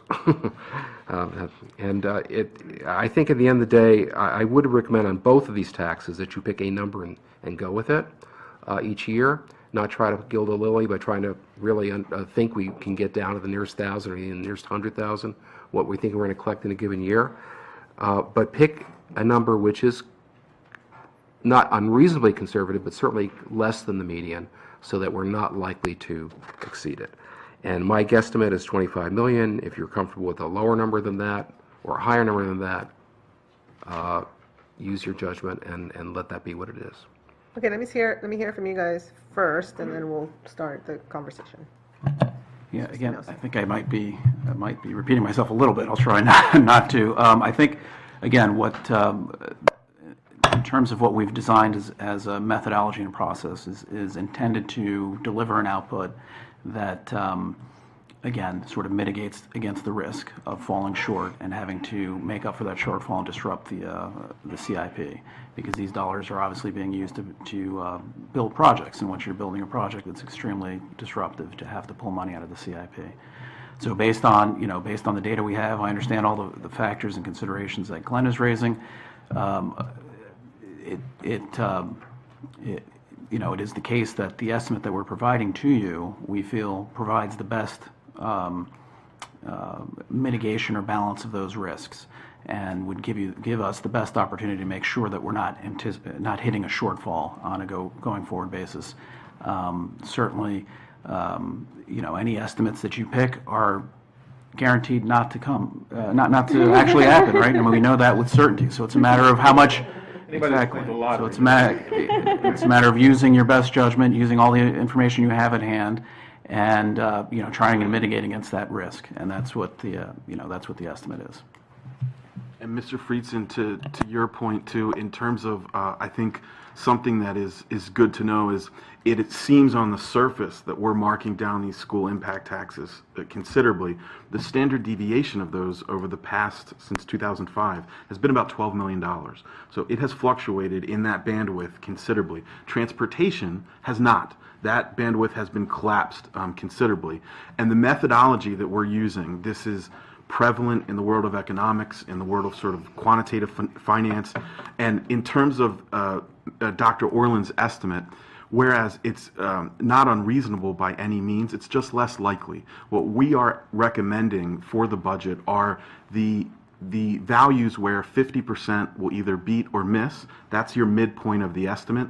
As you traverse that distribution, either higher, your odds just go down. As you go lower, your odds go up that you'll beat that number. So it's a decision, do you want to budget to a number you can gently beat, or budget to one that is less constrained but may not materialize? Thank you. I had one more thing. Mr. Friedson asked a question, which is one that I really had too, which I still can't get my head around exactly, which is that the transportation impact tax write-down is about 15%. The write-down on the school impact tax is 50%. Now, you would expect that the transportation impact tax write-down would be less than school impact tax, because also including the transportation is non-residential development. So the bills having to do with 25% MPDUs and all this doesn't apply to non-residential. But non-residential is not nearly half of what the total collections are for transportation. So I would expect if transportation was down by 15%, the schools would be down not 50%, maybe 30%, 35% or something, but not 50%. And what I'm recommending actually is about a 38% reduction as opposed to a 50% reduction. So that's kind of why I came up with the $25 million. There's a thought in some of the conversations we've had that maybe FY20 should be lower than $25 million too, maybe closer to the executive or the executives, because FY20 is not that far away. And maybe if the cycle is going to come back, it probably won't necessarily happen as quickly as FY20, but certainly over the course of the following 4 years to go as low as this seems to be err too much on the side of being conservative. I think the one thing that I would say is I think in some ways we're sort of stuck on the write-down from the previously approved, and I think in hindsight, if we'd done the collection factor differently last year, we would have different estimates. So I don't think wetting off of that original number is really valuable. So. Yes, ma'am. Well, I appreciate you saying that. I guess what I'm hung up on is I don't disagree with any of the issues that have been raised here of being fiscally prudent, of being below the median, of making sure that we can gently exceed, if not exceed, our estimates versus not. I guess where I'm challenged, frankly, what you just said and what Glenn's comment earlier about, well, I think it's better to just pick a number. I mean, these are major policy changes for the way that we do these estimates, and we're in the middle of a CIP, and I think rather than sending the message to the public that we're being fiscally prudent, I think we're sending the message that as the pendulum swings with a development cycle and the numbers came in lower on a very volatile revenue stream, that we're making drastic policy changes in the way that we do the estimates. And what you said, whether it's picking a number or whether it's, as you mentioned, had we done this differently when the previous council first did it, had you made different recommendations, in hindsight you would have done it differently. It doesn't seem to me that we're addressing this with the level of thoughtful consideration and the assumptions that you normally would as you start a new CIP. And there was a comment made earlier, I think by Mr. Espinoza, about disruption, and this is done so that we don't have disruption to the CIP. And my concern is, I think there is disruption, because I think that what happens when we make this decision are specific projects, which the county executive has already proposed what they would be, but in his preference, and the council is going to have to grapple with this, but specific projects that the community was told just 9 months ago are going to be part of this CIP and are in the pipeline, some of which have been advocated for and pushed by those community members for years, and some even for decades. We're with one development cycle that's come in below, significantly below, admittedly, where we would expect. We are taking, rather than a scalpel, I think a hatchet to what were thoughtfully considered, thoughtfully considered expectations before. And I guess, so I have some real concerns with that, frankly, and I think we might be, in the interest of trying to be as fiscally prudent as we can, doing this more hastily than I'd be comfortable in a mid-year making what I perceive as policy changes with the way in which we do this, which I'm a little uncomfortable with. But the way that you've discussed this, we've talked about the idea that the specific years, and we talked about earlier, specific years skewed the data, which makes sense to me. I guess the question that I have is, if I look back to the chart in our document on table 10 from FY13 to FY19, you can see the volatility of this revenue stream, and I get that. Did that happen before? I mean, is this a standard thing that we've done where we've only looked previously? Because, I mean, that seems to be a bad policy of the way that this has been done, if this is a standard that we've been doing. So is that something that happened, like, for instance, in FY14, that $45 million, did we drastically write up our expectations, anticipating that that would continue? And then the next year, when it dropped significantly above the standard deviation, did we lower them in each off year in the CIP? Not at all. We are comprehensively quantifying a largely unquantifiable figure as thoroughly as we can. And that's broken out into multiple variables. So there are permits that drive this data, there's square footage that drives this data, there are inflations rates on the actual rates that we're multiplying. There's a mix and interplay through each of these variables where it's difficult to parse out, here's the impact from this legislation, here's the impact from this, because it is multivariate in its approach. So we have these variables that we account for on a sort of a microeconomic level to get to our top line total, and they're accounted for with as much data as we possibly can, and the approach for that has been consistent each year, but it is an iterative process of tweaking them when you have these large outliers that occurred recently. I appreciate that. You mentioned the standard deviation of 12 million, and that made sense. It still seems outside of what I would consider to be, what would make sense in my own head of the difference of 15 and 50. I mean, that's not a small difference of the volatility of the two different revenue streams, but a pretty massive one, as Glenn mentioned as well. But the 12 million standard deviation, the entire standard deviation is what you're reducing, is what we'd be reducing with Glenn's, and you're beyond the standard deviation, which is in terms of your recommendation. And the standard deviation in and of itself is a large area to be reducing. I mean, normally you would take a piece of the standard deviation to get into the meaty area of the curve, and we're talking about the entire curve, so to speak. And so it seems like a lot to me. It seems like these are policy changes in terms of the way that we're handling this. And I guess I'll close because I've taken a lot of the time of this discussion, and I apologize, but the only thing that I've heard today that are very specific, is one, we had a bad year, which I get, and two, that you're looking at as specific data points, the permit pipeline and the development pipeline, because we can look at what projects we think are going to come online relatively soon. We don't know exactly how they're going to turn out or whether they're ever going to be built.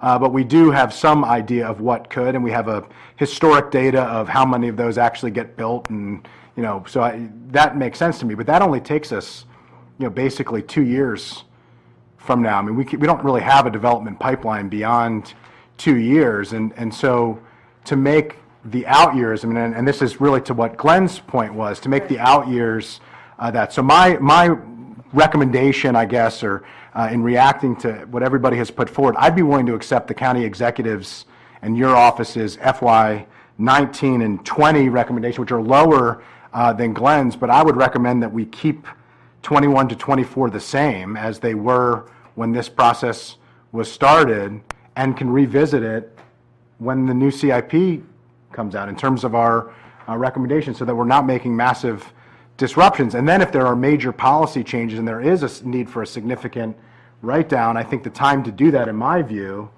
in the out years would be when a CIP process is started, there's public input, we can share and be transparent with the way that we came up with these assumptions, and I could have more clarity, because I still am confused as to how we got to the numbers that we got. And that's not a question of your abilities or the thoughtful consideration that you've come to this with. I believe you have. I just it's complicated, and I haven't been, I don't think, well briefed in understanding anywhere close to how you got there, and I still don't fully understand how we have, based on 1 year's bad data, or unfortunate receipts, collection rates, how that could have such a drastic impact based on that limited amount of 9 months of data in 3 years, 4 years, 5 years, and 6 years from now.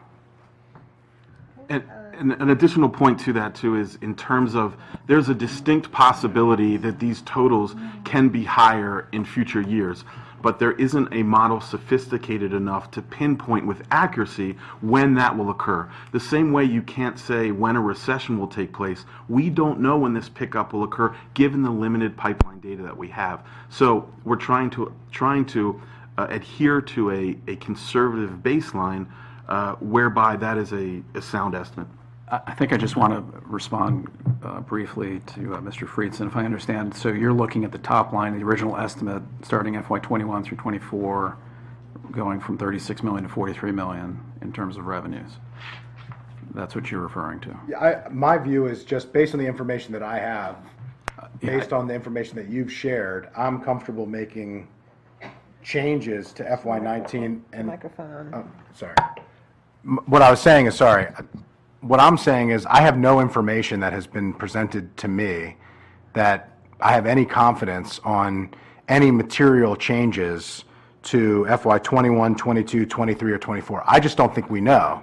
And so I don't see a reason in the middle of, in an off year of the CIP to make policy changes like the ones we've talked about, of if we had done this differently, if there was a different recommendation before, in hindsight maybe we would have done it differently. I can appreciate that. I can appreciate Glenn's point of view, and frankly I actually probably agree with that from a policy perspective of, hey, we have no idea what these numbers are going to be. We should just pick a number. We should pick it safely below the median. We should be fiscally prudent about it, and then we should reassess it as we move forward through the CIP. But the concern that I have is this idea, based on the modeling that you've been using, that we're going to start swinging this pendulum so far left and right. On the one hand, we have a good year or two of the previous 6, and that's part of the model, and so all of a sudden the data looks really good. Then you take that year out, and all of a sudden the pendulum swings to the other side. And what we're putting the public through as we do that, in my view, doesn't make us look fiscally prudent. It makes us look imprudent, because we're making these drastic changes to the amount of money that we're expecting to have without data beyond the near term, which are permits. Can I just say that I think that one of the issues, I have some concerns. One is, I think that when we recognize there's an issue, I think we need to address it and not sort of put our heads in the sand. And I think that when you look at the top line numbers for 21 through 24 and compare them to the actual collections, they're high. And my concern with what you're proposing is that if we go out and approve a CIP with higher numbers and we start to construct a building in FY20, I can't stop in 21 if we find out, yeah, we were wrong. And so the CIP is lumpy like that, and it can get very, very difficult to reconcile the CIP when you have write-downs depending on the flow of projects. And because of some of the large projects that we have with like Purple Line, we have some commitments that we just really can't undo. And quite honestly, no one ever wants to cut a schools project. So I just would hope that I do think it's smarter to be more cautious. I think, Glenn's recommendation would be far preferable to going in this direction at this time, given what we know. And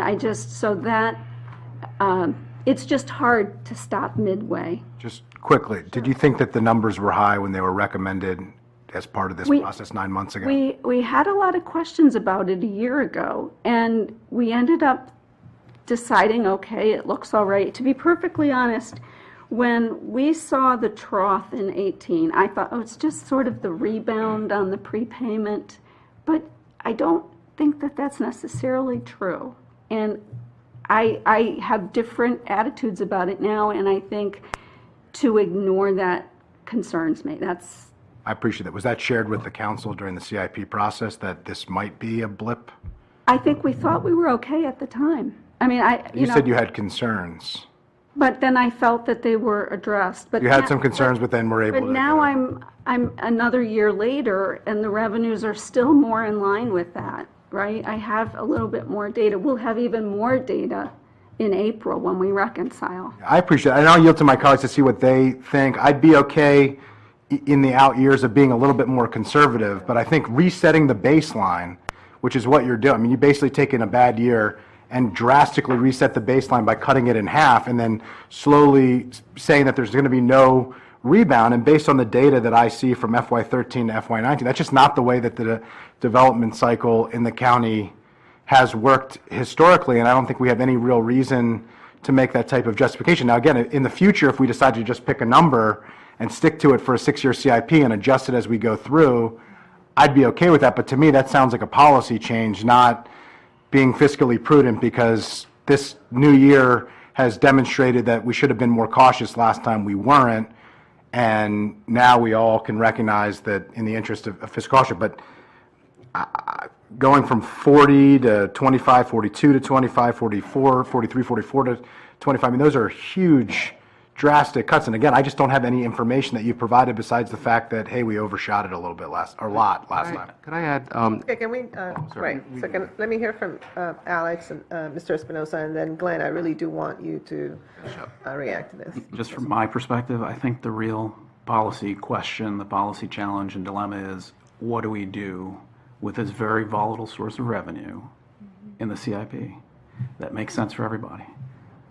And I'm concerned we're going to have this discussion every year, all the time when we come back with a new CIP, because this number is just going to bounce up and down in a very big range. There's a lot of variability, as Dennis explained, to these numbers. So I think the real question is, how do we handle that volatility in the CIP and the risk you take by directly programming this highly volatile source of revenue in the CIP for construction? Well, I do appreciate that, because that's precisely what I was, reflecting on. That conversation we haven't had, because, regardless, and I appreciate Councilmember Friesen's observations, except that regardless, it's going to be a massive disruption. I mean, if we decide to accept the executive's recommendation for these, 2 fiscal years, but then leave everything as is, we're going to have to probably then come back and figure out which projects were already started. What are we going to, I mean, it's sort of kind of like either you rip the Band-Aid right now, or then you go into this sort of massive disruption, and it's just not a good place to be. But this conversation about the policy conversation around how do we want to treat these sources of revenue as we program our CIPs, and there's just so much expectation, out there. To me, it's one that we should have like immediately, to see, if there are particular changes that we need to make, if there are, particular decisions around the utilization of this particular, source. What value do we assign to that? I mean, as it fits into this entire puzzle, because I had the same reaction that Councilmember Friedson had, and to be honest, I mean, no, we didn't really have that conversation when we were looking at these targets. I mean, what was brought to us was that, felt pretty good that this was probably where we were headed. So, the concern is if we do not accept, and I mean, I personally feel like, yes, the FY19 and 20 fine, but I probably would go more towards Glenn in terms of this piece, unless we do have this conversation about, how are we going to address this volatility. But just keeping the other numbers, my worry is that, sooner or later we're going to have this conversation with the community. Sooner or later we're going to have to figure out what we're doing in the CIP. I don't have enough, that's why I want to turn to Mr. Orland, but how is this going to affect those projects that we have already decided on in terms of, FY21 is around the corner, so it needs some further analysis that I would like to know before, moving forward with just keeping those targets there. That's the concern either way. There's just a lot more information that we need. Just a couple of real quick points. One, in response to what Mr. Friesen was saying at the end about one idea is to keep FY 19 and 20 what the executive has, but go back to the existing numbers for 21 through 24. And then I want to get back to your point, Ms. Navarro. The problem I think I have with Mr. Friesen with your recommendation for FY 21 through 24 is there are a couple of things that we know which is going to bring these numbers down. One is, at least with the existing law with the MPDU bill of 25% or more, we know that's going to have an effect in those years to some degree. So we know that is a new thing, because up until last year, we didn't assume any impact from that. And the other thing is the fact that we are now seeing a regular trend that the majority, if not a supermajority, of the residential development that's happening is high-rise residential. And when you think about what's coming in terms of what's in master plans that have been approved on the Purple Line and other places, that's mostly what you're going to see. And the rates you've handed out to you, you see multifamily is 7,000 a unit, while the other ones are 23, 24, 20,000 a unit. So I think if you were to go this direction you're going, I wouldn't pick the numbers that exist now for 20 through 24. I would still pick a number. Maybe it's higher than 25 million. Maybe it's 30, 31, 32, but something in that range rather than as high as has been there. And I'd be perfectly comfortable, as Ms. Navarro was saying, keeping it at 25. But if your idea is to go higher than that, I wouldn't go with those later numbers, because the existing numbers for 21 to 24, because some things have fundamentally changed. And I don't think it's a change in policy. This is a matter of just, again, looking at numbers and what's happening. We're not changing any laws here. We're not changing any regs here. And the MPDU related bills, the executive said he's going to send over a bill sometime soon. And if that's going to be a healthy debate, looking at much more detail in terms of fiscal impact, and you can make a conscious decision as to what the weighing point is between affordable housing and revenue for the CIP. If you make changes prior to May, we can actually adjust the CIP based on it. Now, if it's after May, then we can't, but we can do that. The last thing to remember about school impact taxes and transportation impact tax, even though school and transportation impact taxes have to use for school capacity and transportation capacity themselves, in real life, it just adds money to the CIP or subtracts from the CIP. Most of transportation, most of schools are paid for general obligation bonds. And you see that in the executive's recommendation. The executive reduced school impact tax revenue, in his mind, by $120 million. He did not reduce the school CIP by $120 million. He's basically saying cut some other things in other parts of the CIP and backfill with bonds.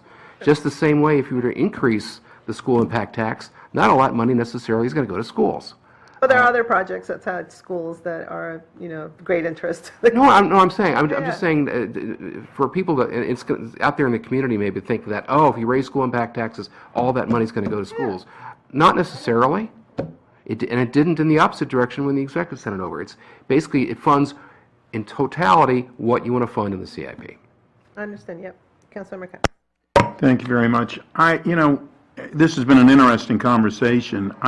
We've used the word, or it's been used several times, about being fiscally prudent. I think we would not be fiscally prudent if we took up the highest numbers, and that concerns me. If you look at Glenn's suggestion, and when I sat down after reading the packet, I sort of thought that I was going to go with Glenn's suggestion for the transportation fund, though I thought 12 million was higher. I would have gone with 11 million. And go with the exec's recommendations for the schools. I now believe that after hearing all this, and I think Dennis, you brought it home more than anybody else to me, that we really need to, as far as I'm concerned, stick with the exec's recommendations. This is a volatile tax. We know that we are in probably the most unbelievable times in America's history, especially for this area, for the the budgets that we're going to be going through. We have not hit the targets that we had suggested, whether it be capital or the operating. And so I believe we would be much better off to have the most cautious numbers at this point. Maybe, and we should discuss it when actually we have more information and to see where we are. At this moment, I do not believe that we are going to be, I believe we're going to go into a recession. I hope I'm wrong, but that's what all the indicators are showing that I see. And I believe if you're in a recession, you take the most cautious path forward with it. So as far as I'm concerned, I would go with the executive's recommendations for both transportation and school tax. Thanks. I appreciate. I'm going to amend my. I don't know how formal this is, but I'm going to amend my recommendation. I hear what everybody is saying, and I think there are some material changes. You're right in the out years that I think are fair. I have had extensive conversations with Park and Planning, and I'm not sure they are in full agreement that multifamily, that the townhouse market and other things are a long-term trend, and multifamily is the only way we're going to be building, because I think they're not there yet, at least from the conversations that I've had. And so because they're not there and they know more than I do, I'm not there yet. But I do hear taking a conservative approach to some of the out years as well. And I think that Councilmember Katz is not wrong that we do face some challenges down the pike. There's no doubt about that. I think the question is, in terms of building, what that means for us here and how that is going to result. So I'm gonna amend my recommendation, and if you look at the table 10 in the prior years, 32 million of those FY13 to 18, half would be above 32 million and half would be below 32 million in terms of what we received. So I would change, instead of saying keeping the out years at what they are, a significant reduction, but would be at the midpoint of what was, more or less the midpoint. Again, just going to picking a number, 32 million for the out years, which would be significantly below what was projected. In my view, to Sydney's point, is I think we absolutely should be revisiting this, but before we go fully towards slashing the whole thing in this off year, I think when we do the full CIP, taking a look at what the long-term fiscal trends are going to be in the county and where we think these things are and some of the related policy issues on affordable housing and others that relate to this, we can have a much more robust and reasonable and prolonged discussion with public input to decide where we land. So I would keep the county executive's recommendations for FY19 and FY20, and then I would lower from what they currently are for 21 to 24 to 32 million, which would be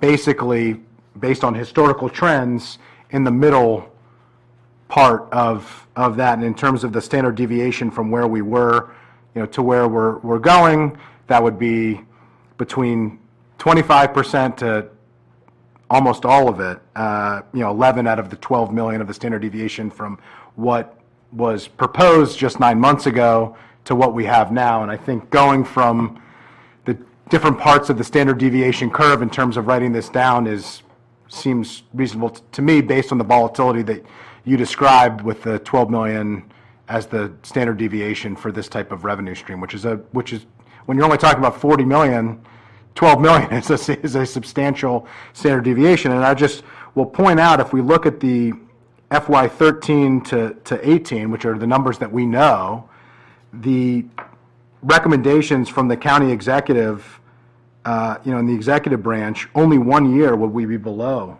that. No, I mean, that seems, there's a difference between being fiscally prudent and going too far very quickly without, taking the careful consideration that I think, on the council level, I believe you've taken the careful consideration on your end, but I'm not sure, that I have, particularly as a new council member, in an off year of a CIP particularly. So that would be my recommendation to my colleagues. Well, I mean, I do appreciate that recommendation. I think that, I would feel comfortable supporting that. I think that we have FY19 and 20, and then, of course, we can take a look further down the road, but it's not as drastic as you pointed out.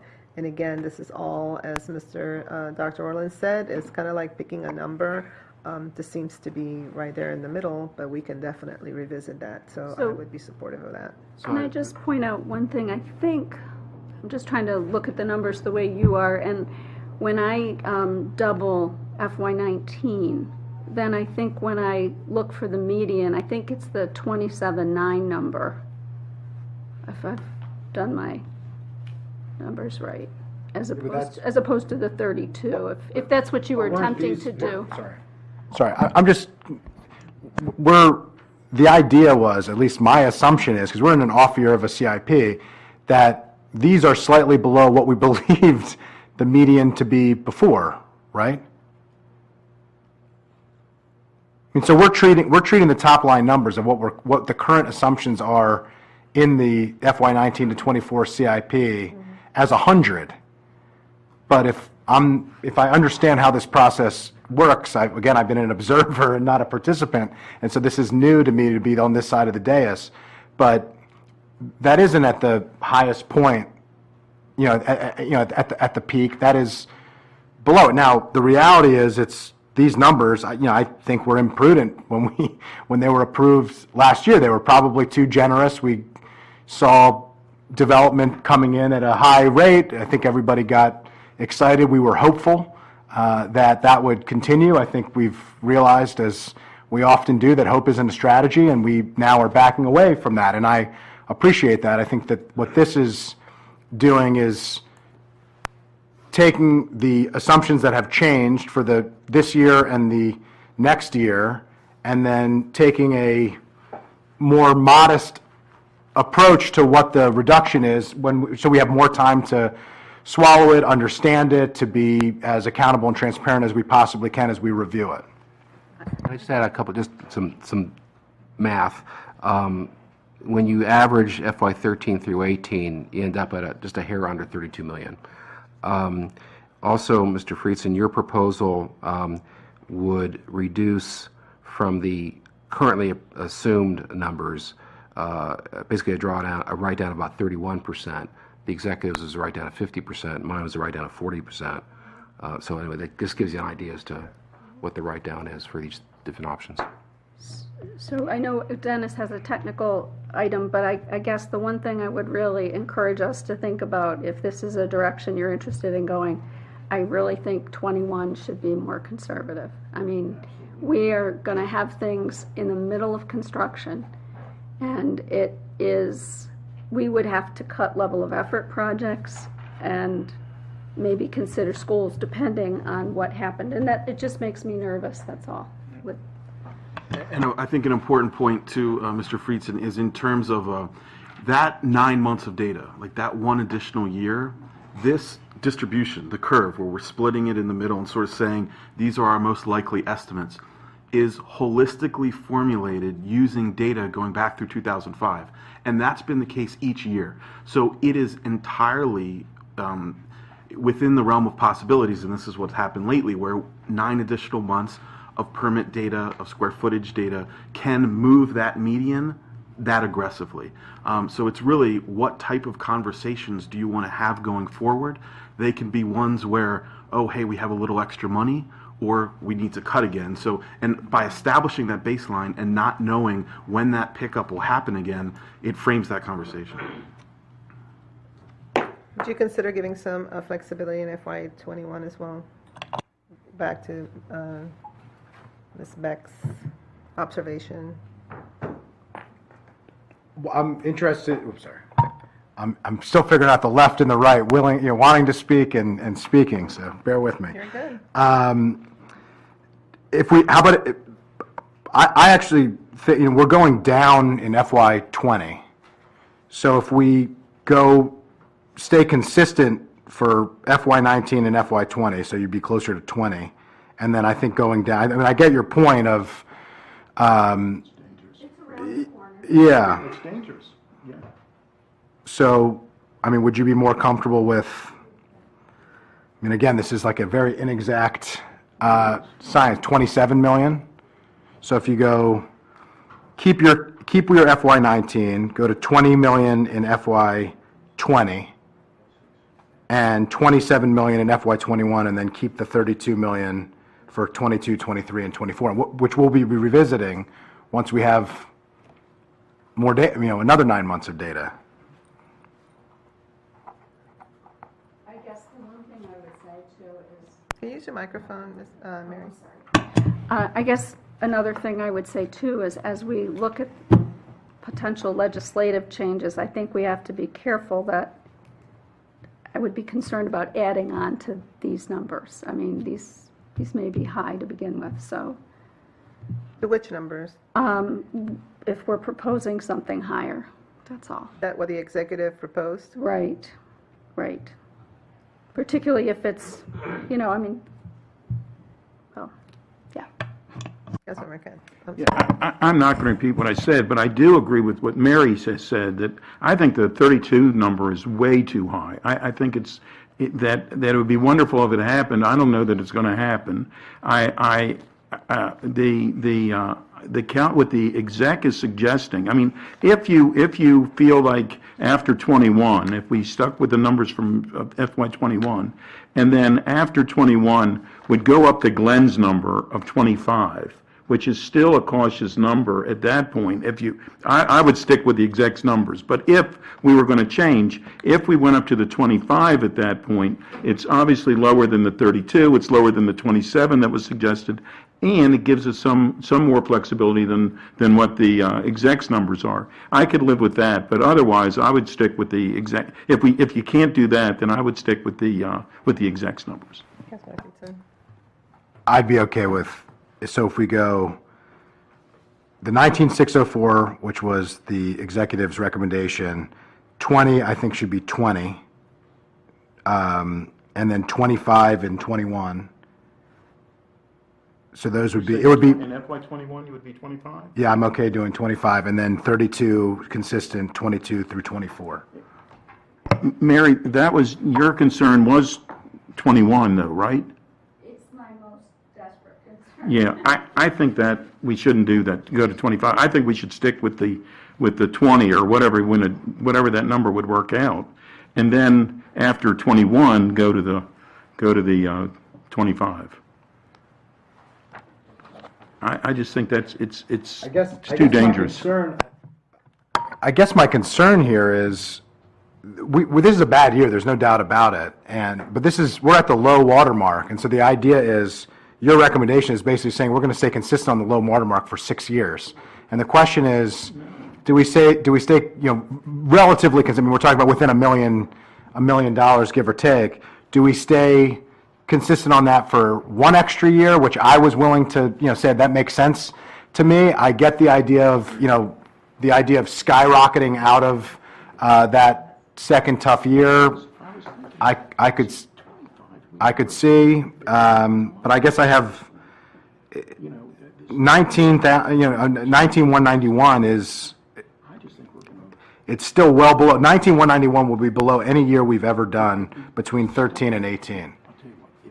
And we're staying on that for 3 years. I mean, I'm all for fiscal prudence, but it's only 9 months of data. We don't have a lot to go off of here, even after this robust discussion, besides the idea of, the end is coming with the economy, which I can appreciate, actually. I think there are some, troubling concerns in the economy that are coming down the pike, but I'd be more comfortable, I think, with a more modest drop in 21. So it's always a mistake when I hand add, but I think the average is 28 million. So the average of what? I'm just confused. the average on the school impact tax is about 28 million. And I think that included prior periods when we didn't have legislative changes.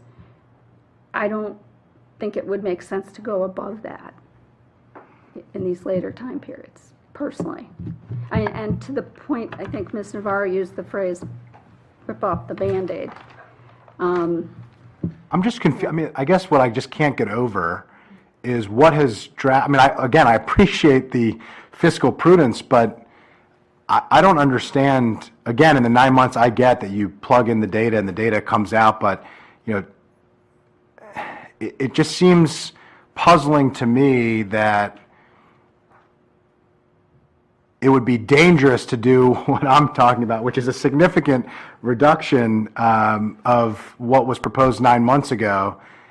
And I understand that, I guess where we're closer to agreement is the near term of, what's the appropriate place to put the near term. I think the out years is where I just can't get over how one bad year, your tune from 9 months ago, talking about the CIP before the council and what was presented as a department to what is today has so drastically changed that we're going from, we feel very confident and comfortable with what we're doing here, and this is the modest approach we've always taken, which is below the midpoint, and and moving forward with that, to today, after 9 months of data, all of a sudden, if we don't cut these projections in half, we're being totally fiscally imprudent and are ill-prepared to deal with the fiscal realities of the future. That part I just can't reconcile. I just don't understand it.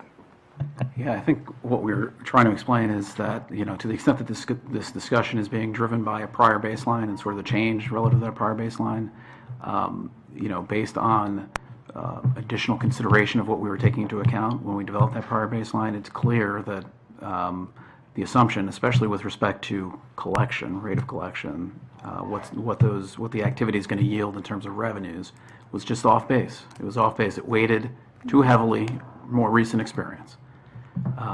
So, that's what's changed. It's not just the 9 months that have transpired that have given us additional information to base our estimates on. It's sort of a reconsideration of, sort of how we approached the calculation of that estimate to begin with. So, there's really no credibility in terms of being able to stand on that prior baseline. Okay, so, one of the, one of the possibilities would be FY19, 20, executive 21, go to the 20, which is almost there, right? Go to 20. Just go to 20. And then the subsequent years go with Dr. Orland's proposal, understanding that we can come back and take a peek if things get better and we're up to a 30 range. But I feel like at least we have a little bit more, we're adding a little bit more flexibility, but it is going to be difficult to explain based on what would we go significantly higher. So I guess that's where I'm also struggling with. And so I think I would feel comfortable with sort of this hybrid scenario, knowing that then we can revisit, obviously, but it's better to revisit upwards than downwards. And, having been here for a little while,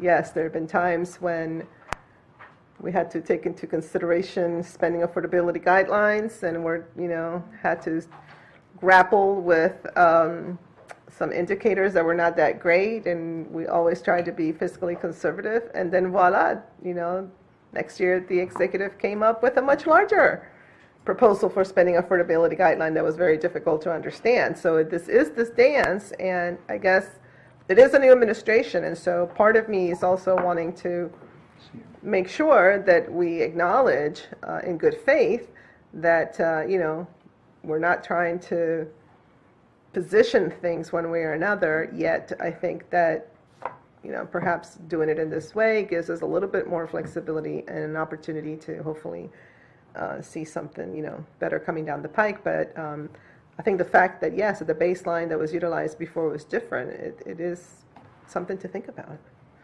Sorry, could you repeat it again in terms of the first 2 years where you were saying that? FY19 and 20 would be the executive recommendation, but 21, I guess, keep it at 20. And then 22, 23, 24 be 25, which is your recommendation. Okay.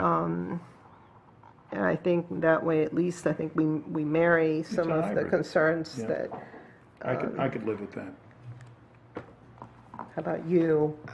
I think I'm a no on it, but you have 2 votes, so you're good to go. I just have one question before we, it sounds like wrap this up. And I appreciate the discussion, and I think we all share the same view. I guess what I'm a little bit uncomfortable with is how drastic should we be in an off year in a CIP based on 9 months of data? And I'm just, I guess to reiterate the point that I made earlier, concerned with the signal that we send to the public in the interest of being fiscally prudent, which is a goal that I share with everybody in the room, and I appreciate that we're swinging the pendulum too far back and forth, and I'm afraid that we may start to do this more frequently based on plugging in information into this model, which I don't even know what goes into the model because we don't have that much information with me, that's been presented and what that spits out, and that pendulum can swing pretty significantly, and the message that sends the public in terms of things coming into the CIP and out of the CIP and things looking like they will be funded and won't be funded is a tough way to govern, and is frankly a tough, I have a town hall tonight, our first community conversation, and I wouldn't want to be answering the question of why something got in and why something was put out, moving forward once we get to that point, and that's the context under which I'm thinking this. I do just have a quick question. How often do we do this? Do we write down, over $100 million, in this case $120 million, are projections in an off year of a CIP? I haven't been here, and so I just want to know what's the precedent for this? I don't recall us ever doing this much. Yeah. I don't remember it either, but we do update for We update them, biennial year. regularly, but not as much as this. And actually, the recordation tax numbers may change in March because we do that twice. Yeah, so I'm doing something that's unprecedented in my first decision in the mid-year of a CIP. I'm just not quite there, but I appreciate, I got here in 2009. Excited about a lot of things that it turns out that we had this little thing called a global recession. So, it kind of comes at you this way. I do believe that we need to schedule a time to have then a broader conversation regarding, overarching issues to consider. And it is the reality. I mean, many of us felt shocked when we started to realize that some of the decisions made, in Congress regarding tax reform had such an impact on us. We all were feeling really good about where we were headed. And so there are things that, we do what we can, I think, to obviously, be as close to the target as possible. And then sometimes you just have to readjust. It's not comfortable. Unfortunately, the issue with the CIP is that regardless, we're still going to have to, modify things here and there. I mean, it happens. I mean, hopefully we'll have more room. That would be awesome. But it is kind of like something that we do have to grapple with. Now, did we make a decision on the transportation impact? Before we wrap up, could I just make sure I have Mr. Friedson's recommendation as the minority? Yours was it 19,604 and 19, 20 million and 20? Yeah, I'd be fine actually just doing county executive recommendation, And then 32, right? Yeah, I had already said I'd be willing to go down to 25 for FY21, and then 32 for 22, 32 for 23, and 32 for 24 in my fruitless effort to get a second vote. But I tried my damnedest. You have one more shot. But, You can go past lunch, but it's not going to happen with me, I can tell you. So you're right. Then transportation impact tax, Mr. Katz has said where he is, but I haven't heard from Ms. Navarro, or Mr. Friedson. Mr. Katz reports the executive's recommendation. I'd be comfortable with Glenn's recommendation. Yeah, I'd be comfortable with Glenn's. Okay. All right, then we're done. Transportation, I'm actually with the Executive. with the executive. Correct. Right. Yeah. All right, is that everything? Yep, you're done. Thank you very much, everybody.